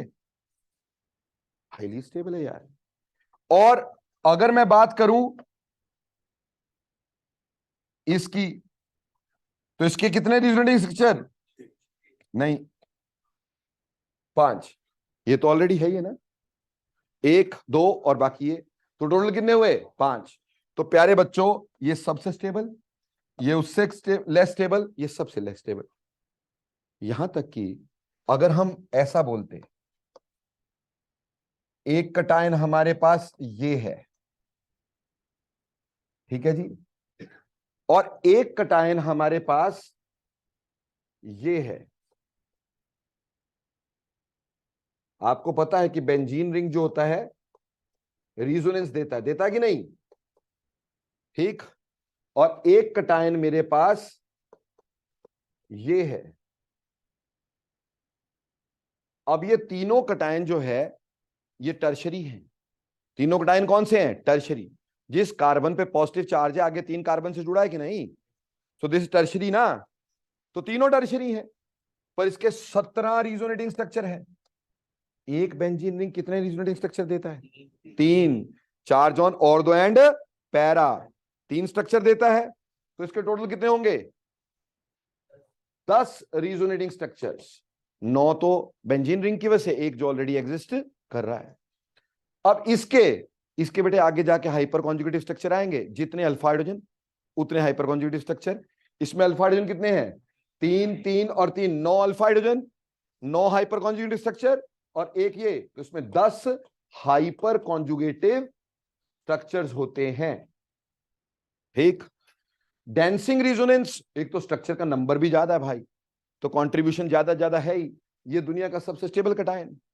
उसके बाद इसमें 10 रिजोनेटिंग स्ट्रक्चर, क्योंकि हाइपर कॉन्जुगेशन से ज्यादा स्ट्रॉन्गर क्या होती है, रिजोनेंस, तो ये उसके बाद, ये उसके बाद, तो ये दुनिया का सबसे स्टेबल कटायन बना। इसी को एक्सप्लेन करने के लिए हमने बेंट बॉन्ड रिजोनेंस को घड़ा था। तो बेंट बॉन्ड रिजोनेंस समझ में आई, ये मेरे को इसलिए बतानी है क्योंकि आगे जाके कटायंस की स्टेबिलिटी बताऊंगा तो फिर आपको पता होना चाहिए। तो बेटा रिजोनेंस का एक और प्रकार आपको समझ में आया, that is bent bond resonance भी कोई चीज होती है, ठीक, जिसको आप डांसिंग रिजोनेंस भी कहते हैं। उम्मीद करता हूं ये बात समझ में आ गई होगी, इससे ज्यादा इसमें कोई जानने की जरूरत नहीं है, हमने पीएचडी नहीं करनी है। ठीक, क्लियर। किसको बेटा, ये वाला, हाँ ऑब्वियसली ये हमने झूठे चार्ज बनाए, यहां पे नेगेटिव यहां पॉजिटिव, तो यहां पे भी तो था नेगेटिव, दोनों में से कुछ भी पॉसिबिलिटी है ना, तो उसकी वजह से स्ट्रक्चर हमारे पास बने हैं। Are you clear about this. तो अब हमने रिजोनेंस को कंप्लीट किया, पर बात यह है कि रिजोनेंस कंप्लीट करने के बाद हमने कहां कद्दू में तीर मारा यार। ठीक, क्यों पढ़ी हमने रिजोनेंस, ठीक, रिजोनेंस पढ़ी क्यों, तो बेटा देखो रिजोनेंस बहुत सारी चीजों को एक्सप्लेन करती है, बहुत सारी चीजों को रिजोनेंस एक्सप्लेन करती है। इसकी एप्लीकेशन अपने नेक्स्ट लेक्चर में लेंगे, लेकिन आज मैं आपको एक और चीज बताने की कोशिश करता हूं, ठीक, जो रिजोनेंस से जुड़ी हुई है। फिर इसकी इकट्ठी एप्लीकेशन हम लेंगे तो एक ही बार में हमें समझ में आना ज्यादा अच्छे से हो जाएगा। ठीक, आज हम पढ़ेंगे मीजोमेरिक इफेक्ट, ये भी अपने आप में एक एप्लीकेशन है रिजोनेंस की। तो हम पढ़ने जा रहे हैं मीजोमेरिक इफेक्ट, मीजोमेरिक इफेक्ट। बेटा ज्यादातर लोगों से अगर पूछो कि रिजोनेंस इफेक्ट और मीजोमेरिक इफेक्ट में फर्क क्या है, बोलेंगे सेम है। आप पूछ के देख लेना, है ना, पूछना रिजोनेंस इफेक्ट और मीजोमेरिक इफेक्ट में फर्क क्या है, उनके लिए सेम है, लड्डुओं के लिए सेम ही होगा। लेकिन अब आप समझेगा क्या फर्क है। इधर पेन नहीं चलाना, इधर समझने की कोशिश करना। मान लो मेरे पास एक स्ट्रक्चर है, इस स्ट्रक्चर को तो पहचानते हो, है ना, ये तो काफी बार आ गया। अभी क्या है, इसकी रिजोनेंस मैंने शो करनी है। भैया मैं कैसे इसकी रिजोनेंस शो करता था, यहां के इलेक्ट्रॉन यहां, यहां के इलेक्ट्रॉन यहां, है ना जी। तो अगला स्ट्रक्चर हमारे पास क्या था भाई, यहां पे नेगेटिव चार्ज, यहां पॉजिटिव चार्ज, यहां डबल बॉन्ड। क्या ये सही होता था? पर हम ये कहते थे कि ये इससे ऑपोजिट भी हो सकता है। हम ये भी तो कहते थे कि यहां पे हमारे पास क्या हो सकता है, नेगेटिव, और यहां पे पॉजिटिव। ये इसकी रिजोनेंस शो करते थे। अब बेटे इसके रिजोनेंस में इलेक्ट्रॉन का फ्लो यहां से इस साइड भी है, और इलेक्ट्रॉन का फ्लो यहां से इस साइड भी है। यानी flow of electron by directional है। कैसा है? By directional. टू बोलो, टूवर्ड्स एंड अवे, दोनों साइड है ना भाई। टूवर्ड्स एंड फोर्थ दोनों साइड है कि नहीं, आगे पीछे दोनों साइड है कि नहीं। तो बाई डायरेक्शनल फ्लो है। लेकिन पता नहीं मेरे को क्या हुआ कि मैंने क्या किया, इसके ऊपर ना एक ग्रुप लगा दिया। ये क्या है? ओ, है ना बेटा। यानी ये CHO ग्रुप बन जाएगा एल्डिहाइड। क्या बन जाएगा? एल्डिहाइड। प्यारे बच्चों, अब ये इलेक्ट्रॉन अपनी तरफ खींचेगा कि नहीं खींचेगा, बोलो। उसकी वजह से यहां के इलेक्ट्रॉन यहां जाएंगे कि नहीं जाएंगे? अगला स्ट्रक्चर क्या बनेगा हमारे पास? O के ऊपर नेगेटिव चार्ज, डबल बॉन्ड, यहां पॉजिटिव चार्ज। प्यारे बच्चों एक बात बताओ, क्या कभी भी ये पॉसिबिलिटी है कि ये वाले इलेक्ट्रॉन यहां चल जाए और ये यहां आ जाए? क्या मैं ऐसा स्ट्रक्चर जिंदगी में कभी बना पाऊंगा? Can I form structure like this? क्यों नहीं बनाऊंगा? क्योंकि रिजोनेंस का रूल है कि इलेक्ट्रॉन हमेशा लेस इलेक्ट्रोनेगेटिव से मोर इलेक्ट्रोनेगेटिव की तरफ चलते हैं। यानी ये पॉसिबल नहीं है और ये स्ट्रक्चर पॉसिबल नहीं है। तो अब जो फ्लो ऑफ इलेक्ट्रॉन है वो सिर्फ इसी डायरेक्शन में हो गया कि नहीं, है ना, यूनिडायरेक्शनल हो गया। किसकी वजह से हुआ? इसकी वजह से हुआ। अगर ये नहीं लगाता तो क्या होता? बाय डायरेक्शनल होता। पर इसके लगाने से क्या हो गया? तो ये इसका कोई ना कोई इफेक्ट हुआ इसका मतलब। So when a group attached to a conjugated system makes the flow of electrons unidirectional, that is called as to be mesomeric effect of that group. ये उस ग्रुप का mesomeric इफेक्ट है। तो हम क्या बोलेंगे कि a group attached to a conjugated system, attached to, group की जगह एटम भी हो सकता है, आप लिख सकते हैं ग्रुप और atom, attached to a conjugated system, conjugated system makes the flow of electron, makes the flow of electron unidirectional. Unidirectional is said to exhibit, is said to exhibit its mesomeric effect. Mesomeric effect.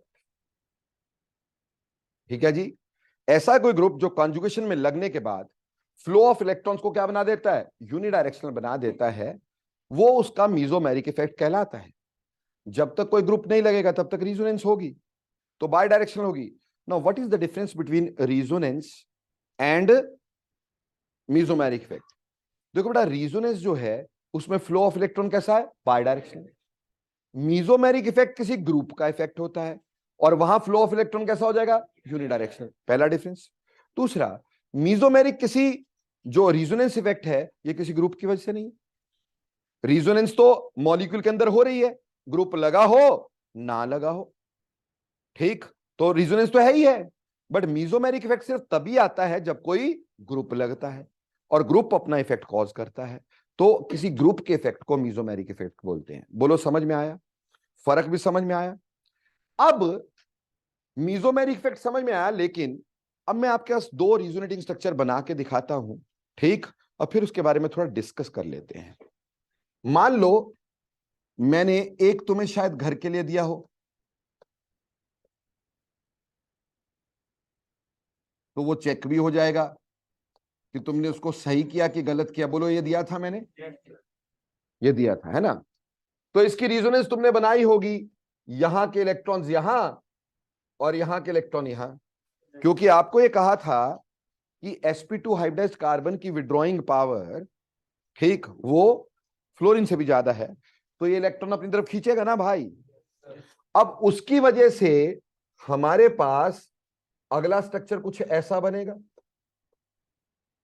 यहां double bond, यहां पे N, और इसके ऊपर कौन सा charge, positive, यहां पे कौन सा, नेगेटिव। बोलो ऐसा ही बनाया तुमने। अब यहां के इलेक्ट्रॉन डाले होंगे यहां, जिसकी वजह से यहां के इलेक्ट्रॉन यहां भेजे होंगे, ठीक है जी। अगला स्ट्रक्चर जो तुमने नहीं बनाया है, ठीक, वो यही है, जिन्होंने नहीं बनाया उसकी बात कर रहा हूं।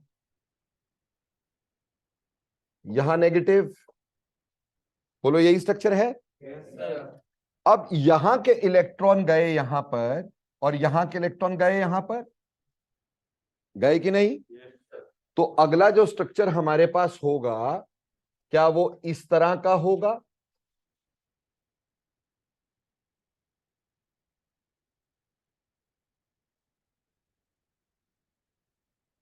हाँ जी,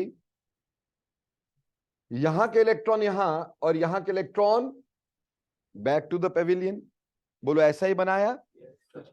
और हमारे पास अगला स्ट्रक्चर जो तुमने बनाया, क्या वो इस तरह से बनाया,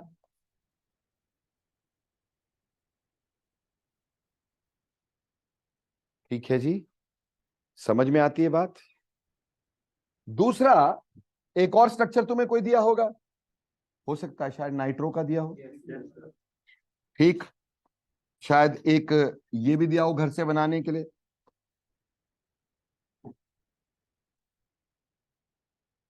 N double bond O negative positive, ये दिया था। अब आपको मैंने कहा कि यहां के इलेक्ट्रॉन जाते हैं यहां और यहां के इलेक्ट्रॉन जाते हैं यहां, क्योंकि नाइट्रोजन पॉजिटिव हो जाएगा, खुद भी sp2 होगा और sp2 कार्बन से ज्यादा इलेक्ट्रोनेगेटिव होगा, इलेक्ट्रॉन अपनी तरफ खींचेगा। उसकी वजह से रिंग पे कौन सा चार्ज आएगा दोस्तों, अब हमारे पास यहां डबल बॉन्ड आएगा, N O पे नेगेटिव, यहां तो पॉजिटिव रहेगा ही, O पे नेगेटिव, यहां पे कौन सा आ जाएगा, पॉजिटिव। बोलो क्लियर। नाइट्रोजन को तो जो इलेक्ट्रॉन मिले वो आगे ऑक्सीजन खा गया, बेचारा नाइट्रोजन तो पॉजिटिव का पॉजिटिव ही रह गया ना, बड़ी अरमानों से इसने इलेक्ट्रॉन लिए थे, खा ऑक्सीजन गया, वो वहीं का वहीं रह गया। अब यहां के इलेक्ट्रॉन यहां गए होंगे, तो अगला स्ट्रक्चर आपने ऐसा बनाया होगा, double bond N O negative positive O negative, यहां डबल बॉन्ड, यहां डबल बॉन्ड, और यहां पे पॉजिटिव चार्ज। बोलो ऐसा ही बनाया। Yes sir. अब यहां के इलेक्ट्रॉन यहां, ठीक है जी, तो पॉजिटिव चार्ज यहां ले गए होंगे तुम लोग, कि भैया अगला स्ट्रक्चर आपने कुछ ऐसा बना दिया होगा, double bond N O negative positive O negative, ठीक है जी, और यहां पे क्या बनाया होगा, पॉजिटिव। बोलो ऐसा बनाया। Yes sir. फिर बोला सर यहां के इलेक्ट्रॉन यहां चले गए, यहां के इलेक्ट्रॉन यहां आ गए, वो चाहे इससे लेते उससे लेते एक ही बात थी, ठीक। अब हमारे पास अगला स्ट्रक्चर, हमने ये बना दिया होगा, N double bond O O negative positive, और अब हमारे पास डबल बॉन्ड नहीं रहा, पेंटावलेंट हो जाएगा, नहीं तो गड़बड़ हो जाएगी। नहीं नहीं,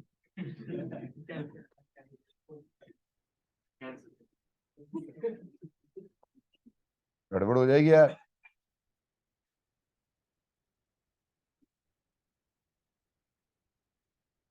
यहां पे सिंगल बॉन्ड आ गया ना, double bond, O negative positive, यहां double bond double bond double bond, ये स्ट्रक्चर बन गए। Find out.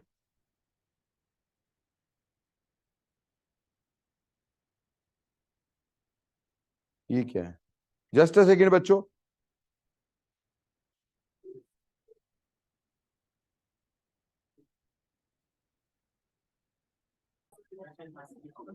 तो प्यारे बच्चों, आपने ये दो रिजोनेटिंग स्ट्रक्चर देखे। बेटा पहले वाले में क्या हो रहा था कि इलेक्ट्रॉन्स आर मूविंग टूवर्ड्स, इसमें भी फ्लो ऑफ इलेक्ट्रॉन इस डायरेक्शन में हो गया, टूवर्ड्स द कॉन्जुगेटेड सिस्टम। पहले वाले में फ्लो ऑफ इलेक्ट्रॉन, पहले वाले में flow of electrons are towards the conjugated system, conjugated system, क्यों जी, है ना जी। और दूसरे वाले में कॉन्जुगेटेड सिस्टम से अवे जा रहा है कि नहीं, दूसरे वाले में flow of electron away from conjugated system, isn't it. तो प्यारे बच्चों, इसका मतलब ये दो ग्रुप अलग अलग तरह का इफेक्ट डाल रहे हैं।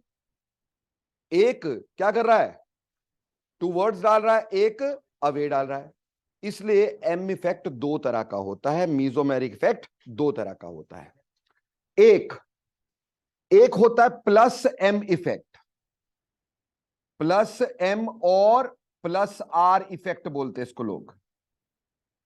देखो बेटे, वैसे आर तो बोलना नहीं चाहिए, ठीक, बट कई लोग बोलते हैं, उसको क्या कर सकते हैं, वे बोलते तो हम अपने बच्चों को कंफ्यूज थोड़ी करेंगे। तो प्लस एम या प्लस आर इफेक्ट, ये क्या होता है, if a group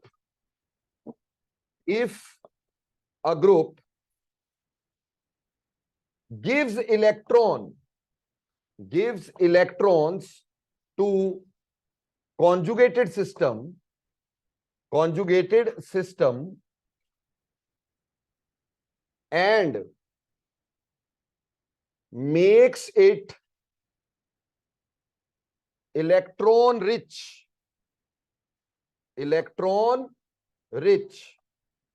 is said to exhibit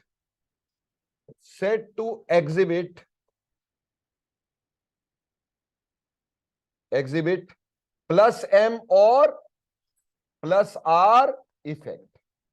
जो ग्रुप इलेक्ट्रॉन कॉन्जुगेटेड सिस्टम पे डाल देते हैं और उसको इलेक्ट्रॉन रिच बना देते हैं, वो प्लस आर या प्लस एम वाले ग्रुप होते हैं। और दूसरी बात, कुछ ऐसे ग्रुप भी होते होंगे जो इलेक्ट्रॉन को खींचते हैं। तो एक हो गया माइनस एम और माइनस आर इफेक्ट, ठीक। माइनस एम या माइनस आर इफेक्ट क्या हुआ, if a group takes electron from conjugated system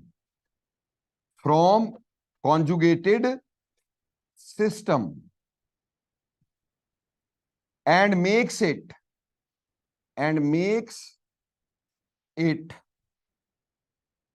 electron deficient,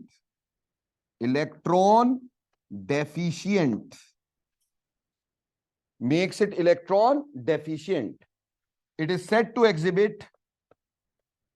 is said to exhibit minus M और माइनस आर इफेक्ट। ठीक है बच्चे, तो एम इफेक्ट दो तरह का हुआ, एक कैसा हो गया प्लस एम और दूसरा कैसा हो गया माइनस एम, ठीक। अब प्रॉब्लम ये हुई किसका प्लस एम और किसका माइनस एम। कौन से ग्रुप प्लस देंगे, कौन से ग्रुप माइनस देंगे। ठीक, तो चलो आगे चले। अब प्लस एम कौन देंगे? देखो बेटा, सपना तो तुम्हें आएगा नहीं, लेकिन आपको एक शॉर्टकट बता देता हूं। जिस ग्रुप के ऊपर लोन पेयर प्रेजेंट हो पर उसमें मल्टीपल बॉन्ड ना हो, तो वो कौन सा शो करेंगे? Plus M effect. जैसे कि अगर कल को मैं तुम्हें बोलता हूं NH2, ये क्या शो करेगा? Plus M. कल को मैं बोल देता हूं OH, क्या शो करेगा? Plus M. कल को मैं बोल देता हूं OR, आर अब समझते हो क्या होता है? R is alkyl group, CH3 C2H5 कुछ भी, है ना? क्लियर। इसके बाद फ्लोरीन, क्या इस पे लोन पेयर है? हाँ जी। उसके बाद क्लोरीन, क्या इसके ऊपर लोन पेयर है? ब्रोमीन, क्या इसके ऊपर लोन पेयर है? आयोडीन, क्या इसके ऊपर लोन पेयर है? तो जिन ग्रुप्स के ऊपर लोन पेयर है पर मल्टीपल बॉन्ड नहीं है, वो क्या शो करेगा? प्लस एम शो करेगा। इवन कल को अगर हम ऐसा बोले NH डबल बॉन्ड OR, ठीक, इसमें इसके ऊपर लोन पेयर है ना, ठीक, तो ये भी प्लस आर ही शो करने वाला है। ठीक। दूसरा, माइनस एम किसका होगा? माइनस एम इफेक्ट किसका होगा? बेटा जिसमें directly attached atom multiple bonded हो, जिसमें directly attached atom multiple bonded हो। जैसे कि example N double bond O negative positive, यानी प्यार से लिखो NO2। ठीक। S double bond OH double bond O, यानी प्यार से लिखो SO3H। ठीक। फिर लिखो C ट्रिपल बॉन्ड N, प्यार से क्या लिखोगे? CN। फिर लिखो C डबल बॉन्ड OH, तो यहां पे क्या? CHO। फिर लिखो C डबल बॉन्ड OH, क्या लिखोगे? COOH। ऐसे ही C डबल बॉन्ड NH2, यानी CONH2 एटसेट्रा। ठीक है बच्चा लोग। तो जिसमें directly attached atom multiple bonded होता है वो क्या शो करता है? Minus M. और जिसमें डायरेक्टली अटैच्ड एटम के ऊपर क्या होता है? लोन पेयर होता है, वो ग्रुप क्या शो करता है? Plus M. जैसे ये क्या शो करेगा? बेटा ये प्लस एम शो करेगा। इससे आगे नहीं देखने का हमारे को, हमने यहां से अटैच करना है। तो इस एटम के ऊपर क्या है? Lone pair. आगे होते रहे मल्टीपल बॉन्ड, उससे हमारे को मतलब नहीं है। समझ में आई? पर जो एटम आपका कॉन्जुगेटेड सिस्टम से जुड़ रहा है, अगर उसके ऊपर लोन पेयर पड़े हैं और वो मल्टीपल बॉन्डेड नहीं है, तो डेफिनेटली वो क्या शो करेगा? Plus M. बोलो समझ में आया? अब इसमें से किसका प्लस एम ज्यादा और किसका माइनस एम ज्यादा? किसका प्लस एम ज्यादा, किसका माइनस एम ज्यादा? तो प्यारे प्यारे से बच्चों, सबसे पहली बात तो यह है कि हमें यहां पे यह देखना है कि ओवरलैप किस किस में हुआ है। ठीक। और इलेक्ट्रोनेगेटिविटी भी देखनी। जैसे इसका कौन सा ऑर्बिटल है? 2p। इसका भी कौन सा है? 2p। इसका भी कौन सा है? इसका भी कौन सा है? 2p। इसका 3p। इसका क्या? और जोड़ना किसके साथ है? Double bonded carbon which is 2p। तो भैया 2p ओवरलैप वाले ज्यादा आसानी से करेंगे कि नहीं? यानी इन सब का प्लस एम इन सब से क्या है? ज्यादा है। क्लियर है? यानी ये तो क्लियर है, इन सब का बाकी सबसे ज्यादा है, क्योंकि जो सेम ऑर्बिटल का ओवरलैप होगा, यहां ओवरलैप ऑफ ऑर्बिटल कॉन्जुगेशन की वजह से ही है ना, ये मीजोमेरिक इफेक्ट कॉन्जुगेशन की वजह से है ना। तो सेम ऑर्बिटल का ओवरलैप ज्यादा अच्छा होता है कि नहीं? तो सेम ऑर्बिटल का ओवरलैप था, तो उनका ज्यादा प्लस एम होगा। अब रही बात, अगर ऑर्बिटल सेम है तो भैया जिसकी इलेक्ट्रोनेगेटिविटी कम है वो आसानी से देगा। इलेक्ट्रोनेगेटिविटी किसकी कम है? तो सबसे ज्यादा प्लस एम इसका, फिर इसका, फिर इसका। अब इसमें ये ऑर्डर रहेगा भाई, क्लियर? जितना ऑर्बिटल्स का डिफरेंस ज्यादा, ओवरलैप उतना कम। तो प्लस एम का ऑर्डर समझ में आता है आपको? आता है कि नहीं? अरे समझ में आया? हाँ जी जनाब। सेकंड और थर्ड में हमने मतलब हाँ वो मैं आ रहा हूं उसके ऊपर बेटा। ठीक, अभी देखो बेटा, ये समझ में आया कि नहीं आया आपको कि पहले आपने क्या देखा? 2p, 2p 2p ओवरलैप ज्यादा आसान था। ठीक, फिर उसके बाद कौन सा देखा? 2p 3p, फिर 2p 4p, फिर 2p 5p। क्लियर? अब बेटे अगर इसमें ध्यान दें, इसमें भी ऑक्सीजन है, इसमें भी ऑक्सीजन है। तो कई लोग, ये ना पिटफॉल है एक तरह का, कई लोग क्या कहते हैं, कई लोग कह देते हैं कि OR का प्लस M OH से ज्यादा है। ठीक है जी, बेटा इससे बड़ी गलतफहमी किसी को हो ही नहीं सकती। ठीक, ये रॉन्ग बात है। OH का हमेशा ज्यादा होता है। उसका सिंपल रीजन ये है कि O के साथ जब हम H लगा रहे हैं या O के साथ हम C लगा रहे हैं, ठीक, और इसने आगे इलेक्ट्रॉन देने हैं, है ना भाई? हाइड्रोजन इसको ज्यादा इलेक्ट्रॉन दे पाएगा कि कार्बन? मारूंगा एक जोर से, कार्बन की इलेक्ट्रॉनिक ज्यादा कि हाइड्रोजन की? कार्बन की इलेक्ट्रॉनिक ज्यादा है, हाइड्रोजन की कम है। तो हाइड्रोजन इसको ज्यादा इलेक्ट्रॉन देगा तो ये आगे ज्यादा उल्टियां कर पाएगा। ठीक, कार्बन कम देगा तो ये कम उल्टियां कर पाएगा कि नहीं? तो OH का OR से ज्यादा रहता है। पर एक बात बताओ बेटा, अगर कोई O नेगेटिव हुआ, यानी परमानेंट नेगेटिव, क्या वो ज्यादा देगा कि नहीं देगा? अब इतने तो समझदार तुम हो। तो ऑब्वियसली इसका हमारे पास परमानेंट नेगेटिव का इससे भी ज्यादा क्या होगा? प्लस R होगा। बाकी सब में पार्शियल नेगेटिव, और O नेगेटिव कैसा हो गया? परमानेंट नेगेटिव, और भी ज्यादा देगा भाई। बोलो समझ में आया कि नहीं? क्लियर हुआ कि नहीं? अब हम M पे चलते हैं, माइनस M पे। सेम जैसे इंडक्टिव इफेक्ट देखा था। ठीक, इंडक्टिव इफेक्ट देखा था हमने, क्या देखा था? एस करेक्टर, है ना, और इलेक्ट्रोनेगेटिविटी। तो इसमें बेटा जी सबसे ज्यादा किसका? नाइट्रो का, फिर किसका? सल्फोनिक का, फिर ये कार्बन कार्बन, यहां पे sp hybridised, sp2 sp2 sp2, है ना भाई? तो वही वाला ऑर्डर वैसे ही बनाना है। ये देखो भैया, ये ज्यादा इलेक्ट्रोनेगेटिव है कि नहीं है?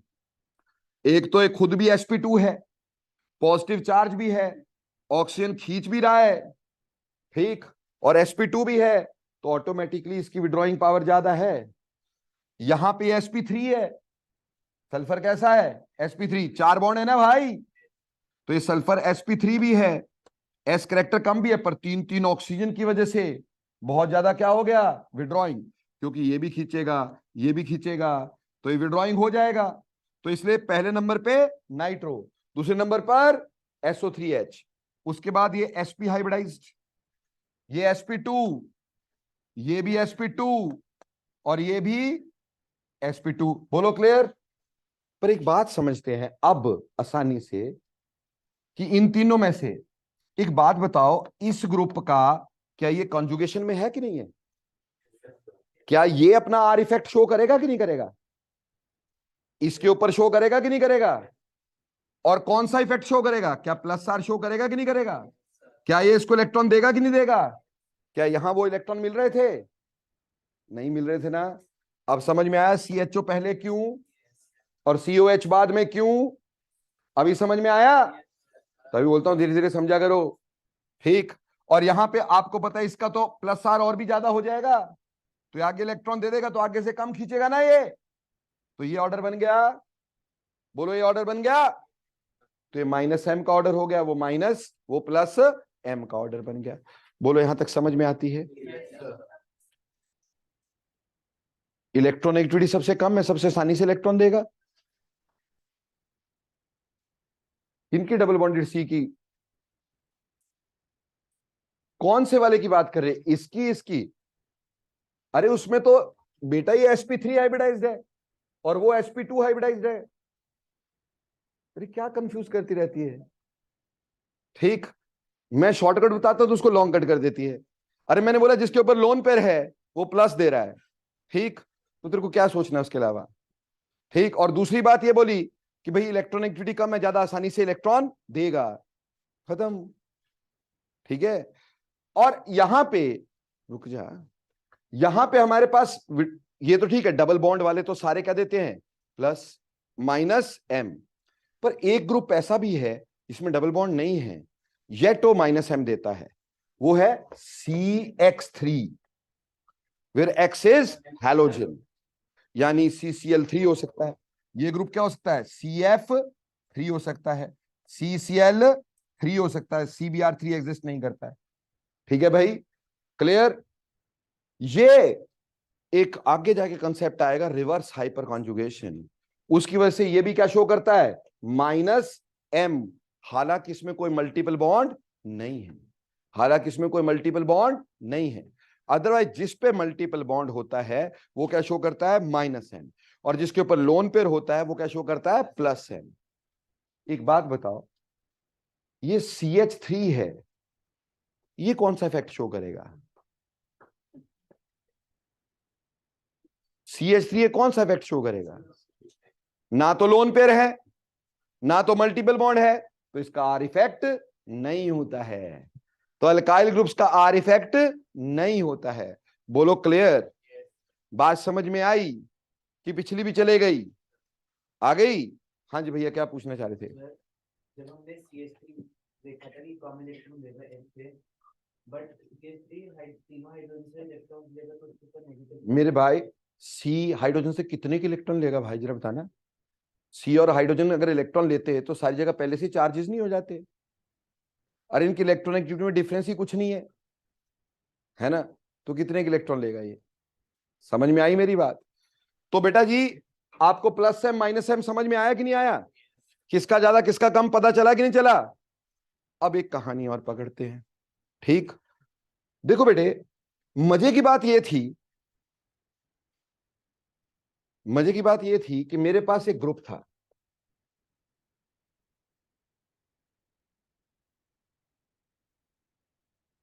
अब आई इफेक्ट तो सारी जगह लगता है, आई इफेक्ट तो सारी जगह लगता है। चलो इससे भी आसान कर दे तो तुम्हारे लिए, ये तो चलो, मान लो हमारे पास एक ये है और एक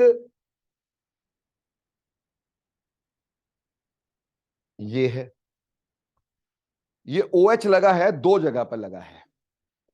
बेटा यहां ये कौन सा इफेक्ट शो करेगा, क्या यहां पे R शो करेगा, ये R कब शो होता है, जब कॉन्जुगेशन पे जुड़े, क्या ये कॉन्जुगेशन पे जुड़ा है, तो ये क्या शो करेगा, -I, ये क्या शो करेगा, -I।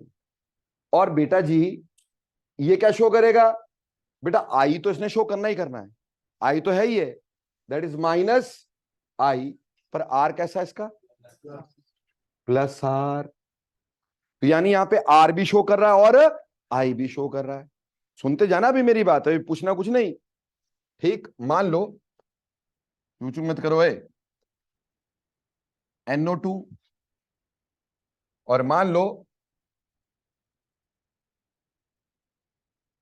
NO2,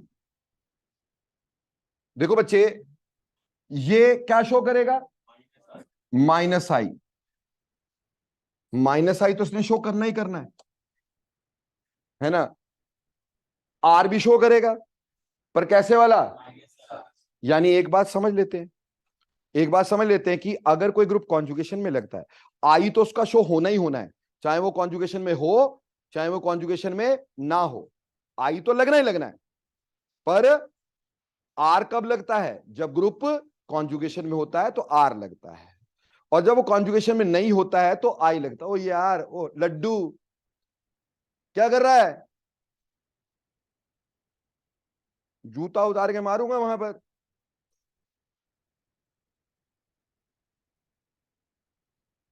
खाल में रहने का, बोलो क्लियर। तो आर इफेक्ट कहां शो होता है, when group is going into the conjugation. पर एक बहुत मजे की बात है कि अकॉर्डिंग टू दिस, -I मतलब विड्रॉइंग, -R मतलब विड्रॉइंग, दोनों तरह से विड्रॉइंग, बल्ले बल्ले, कोई प्रॉब्लम नहीं है, चाहे ये कॉन्जुगेशन में हो चाहे ना हो, ये विड्रॉइंग ग्रुप है। पर इधर देखो यार, ये माइनस आई जो है ये हमारे को शो कर रहा है विड्रॉइंग ग्रुप है, ठीक, लेकिन प्लस आर क्या बोल रहा है, रिलीजिंग ग्रुप। प्लस आर का मतलब क्या होता है, रिलीजिंग। प्लस आर या प्लस एम का मतलब क्या होता है, रिलीजिंग, जो इलेक्ट्रॉन देता है ना, और माइनस का मतलब क्या होता है, विड्रॉइंग, जो इलेक्ट्रॉन लेता है। अब प्रॉब्लम ये आ गई कि इसका तो डुअल करेक्टर हो गया यार, है ना भाई, दोगला आदमी। तो इसमें आपके पास क्या है, ये विड्रॉइंग है कि रिलीजिंग है, हमें समझ कैसे आए। तो बेटा बड़ी आसान बात है, हमेशा ध्यान में रखना, आई इफेक्ट तो सब जगह लगना है, आर सिर्फ तब लगना है जब कॉन्जुगेशन में है। क्लियर है। अब इस केस में हमेशा R effect is dominant over I effect, R is dominant over I effect.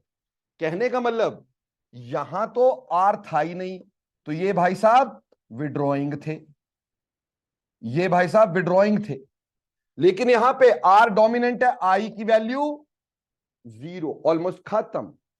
तो ये विड्रॉइंग ना होके क्या हो गया, रिलीजिंग हो गया। समझ में आई मेरी बात। तो याद रखना, कॉन्जुगेशन में दोनों इफेक्ट लगते हैं, लेकिन आर जो होता है वो डोमिनेंट होता है, और आई के ऊपर वर्क नहीं करते कॉन्जुगेशन में, आर के ऊपर वर्क करते, आर डोमिनेंट ओवर आई होता है। बोलो ये क्लियर। लेकिन अगली बात, अगर हेलोजन हो, फॉर हेलोजेंस, फॉर हेलोजेंस, अगर हेलोजन की बात करूं, इसी में प्यारे बच्चों मैंने यहां पे लगाया Cl और मैंने यहां पे क्या लगाया, Cl। अभी बोलो इसका आई इफेक्ट कैसा, वो तो माइनस ही होता है ना। इसका आई इफेक्ट कैसा, लेकिन आर कैसा। अब बात यह कि रिलीजिंग की विड्रॉइंग। बेटा याद रखना, for halogen I is dominant over R, ठीक, सभी का आर डोमिनेंट होता है, सभी का आर डोमिनेंट होता है, ठीक, बट हेलोजेंस का आई डोमिनेंट होता है because of their more electronegativities. क्योंकि इनकी इलेक्ट्रोनेगेटिविटीज बहुत ज्यादा होती हैं, इसलिए उनका I effect dominant over R होता है। बाकी दुनिया के हर ग्रुप का R is dominant over I, सिवाय हेलोजन के। क्लियर हो गया, समझ में आ रहा है। एक बार वापिस चल रहा हूं, आप अगर थोड़ा सा ध्यान देंगे तो चाहे ग्रुप प्लस आर वाला है चाहे ग्रुप माइनस आर वाला है, ये जो चार्जेस हैं ये कहां मूव कर रहे हैं, या तो और दो पोजीशन पे। वॉज दिस एन और दो पोजीशन, कोई कलरफुल सा पेन ले लेते यार। वॉज दिस एन और दो position, and is this a para position, and is this again और दो, हियर इट इज और दो, this one is para, this is again और दो।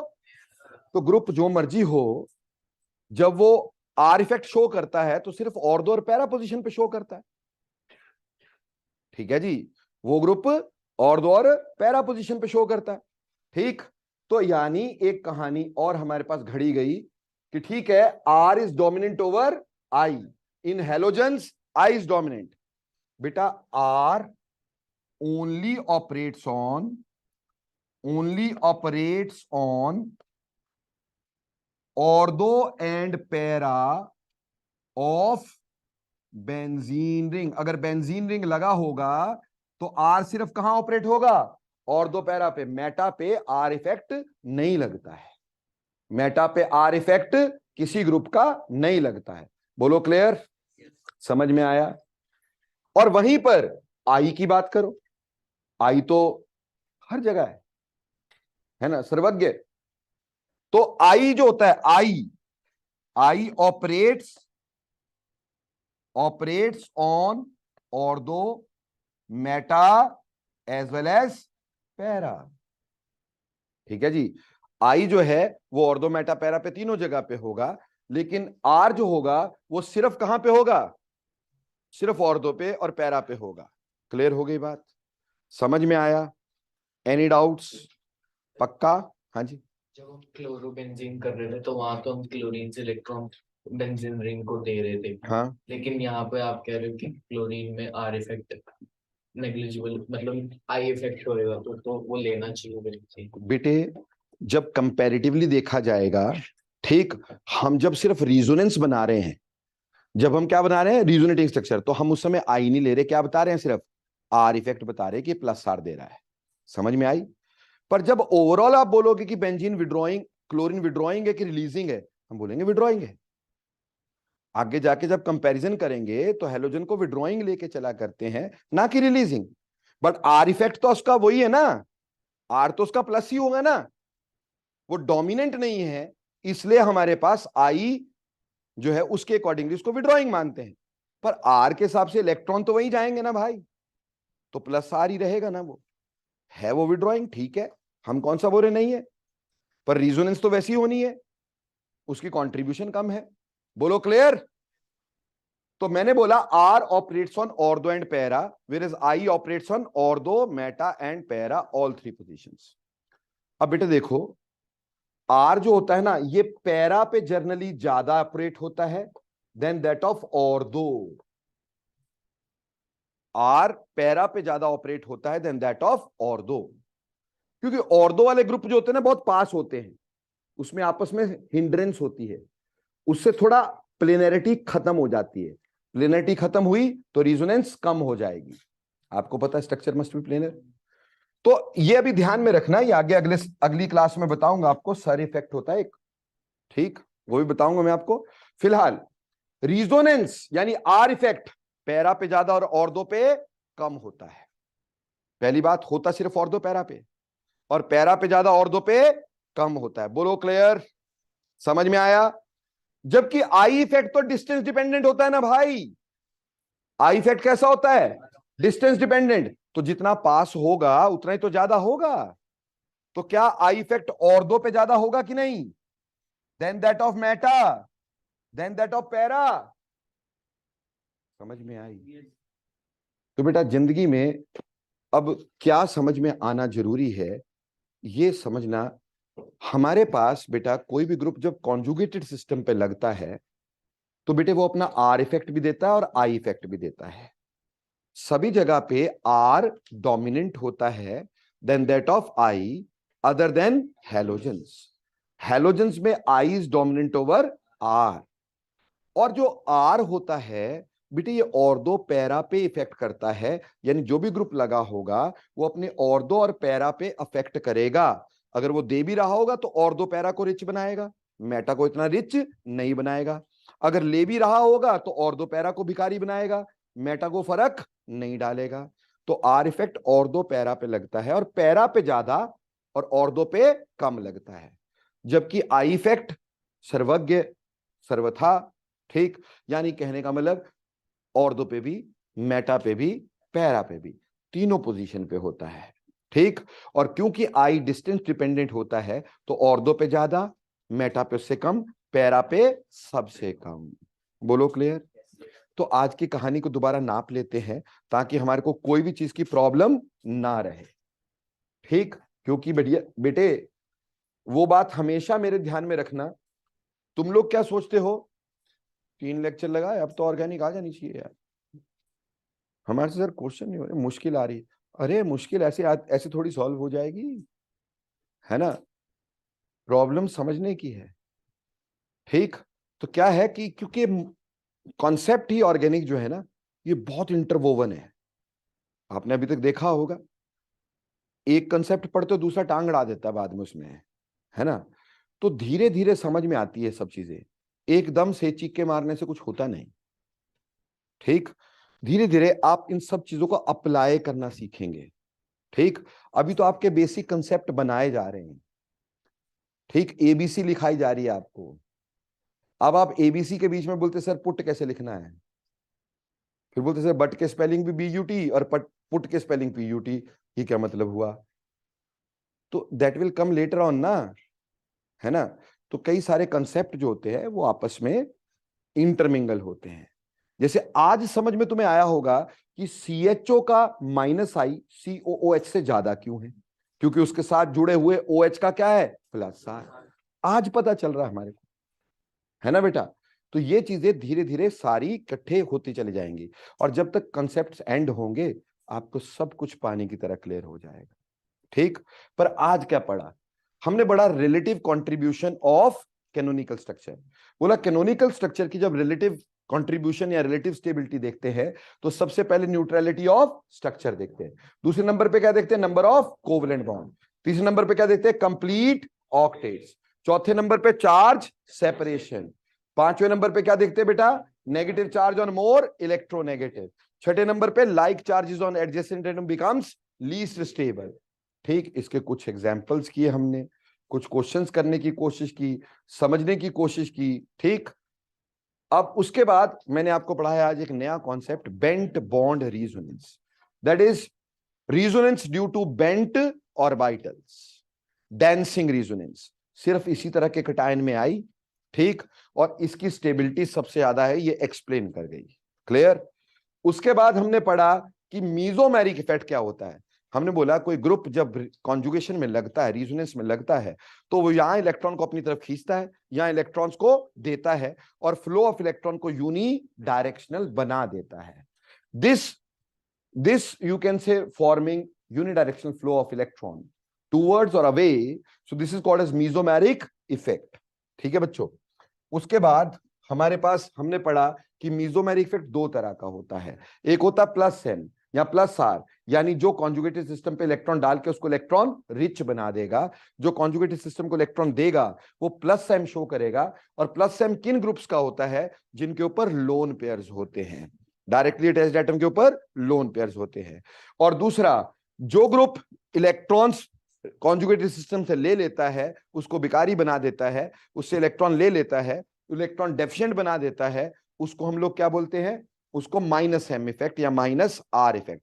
जैसे वहां था माइनस आई मतलब विड्रॉइंग, माइनस आई मतलब विड्रॉइंग, प्लस आई मतलब रिलीजिंग, यहां पे भी तो सेम ही है, माइनस आर मतलब विड्रॉइंग, प्लस आर मतलब रिलीजिंग। ठीक है जी? फिर हमने पढ़ा कि माइनस एम किसका ज्यादा, तो मैंने कहा सिंपल बात, जिसके ऊपर परमानेंट नेगेटिव है वो तो हमेशा ज्यादा देगा ही देगा। अगर पार्शियल नेगेटिव है तो पहले ओवरलैप देखेंगे, अगर 2p2p ओवरलैप है तो ज्यादा इफेक्टिव ओवरलैप है, वहां पे ज्यादा आसानी से वो इलेक्ट्रॉन देगा। अगर ओवरलैप का ऑर्बिटल अलग है तो देना मुश्किल हो जाएगा। और रही बात, अगर हमारे पास 2 ऑर्बिटल ओवरलैप सेम है तो अगली बात क्या देखेंगे? इलेक्ट्रो नेगेटिविटी जिसकी कम होगी वो ज्यादा आसानी से देगा। और विड्रॉइंग में जैसे इंडक्टिव इफेक्ट में देखा था, more and more withdrawing groups, so more is minus R. फिर हमने ये पढ़ा कि जो आर इफेक्ट होता है, आई तो सब जगह लगता है। अभी परसों में से क्वेश्चन पूछ रहा था भाई कि सर इसका आई कैसे होता है, समझ में आया? परसों आप ये क्वेश्चन पूछ रहे थे भाई मेरे से कि सर इसमें आई कैसे होगा, इसमें तो आर लगना चाहिए। परसों क्वेश्चन पूछा भाई तैने मेरे से कि सर इसमें एक कॉन्जुगेटेड सिस्टम में है, तो कॉन्जुगेटेड सिस्टम में सर इसका आर नहीं लगना चाहिए। आपने सर इसमें रिजोनेंस नहीं होनी चाहिए, इसमें आई कैसे होना चाहिए? आई तो सिग्मा बॉन्ड में होता है, बोला था ना आपने ये। तो बेटा जी आई सब जगह होता है। ठीक, वो सिंगल बॉन्ड के इलेक्ट्रॉन डिस्प्लेस कर रहा है, पर जब पाई बॉन्ड आ गया तो उसमें आर भी आ गया। समझ में आई बात?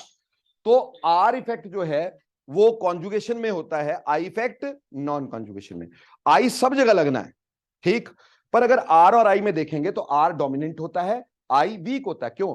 आई is through sigma bonds and sigma electrons are tightly held, R is through pi bonds, तो obviously pi electrons are loosely held, तो ऑब्वियसली आर ज्यादा डोमिनेंट रहेगा। तो R is more dominant than that of I, but halogens में I is more dominant than that of R because of their electronegativity. R benzene ring में और दो para पे लगता है, पैरा पे ज्यादा और दो पे कम, मेटा पे किसी भी ग्रुप का आर इफेक्ट नहीं लगता है। ठीक, और पैरा जो आई इफेक्ट है वो और दो मेटा पैरा तीनों पे ऑपरेट तो करता है, भले जो डोमिनेंट हो ना हो ये अलग बात है, बट वो लगता है। और दो पे ज्यादा, पैरा मेटा पे कम, पैरा पे कम, because it is distant dependent. और CH3 ऐसा ग्रुप है जिसका कोई इफेक्ट नहीं, और CH3 एक ऐसा ग्रुप है जिसमें कोई मल्टीपल बॉन्ड नहीं, फिर भी माइनस एम इफेक्ट शो करता है, और बहुत स्ट्रॉन्ग साइनाइड के मुकाबले का। ठीक, और उसका कंसेप्ट आगे आएगा रिवर्स हाइपर कॉन्जुगेशन। ठीक है बच्चा लोग, तो आज की कहानी समझ में आई आपको? उम्मीद करता हूं पूरी तरह समझ में आ गई होगी। टेस्ट देने के लिए तैयार होंगे आप नेक्स्ट संडे को सिर्फ नोट्स पढ़ो, बार बार पढ़ो। जब प्रैक्टिस होगी देनी, मैं दे दूंगा। जब मेरे को लगेगा कि now it is time to give practice, I will give you. ठीक, बंद नहीं किया अभी मैंने।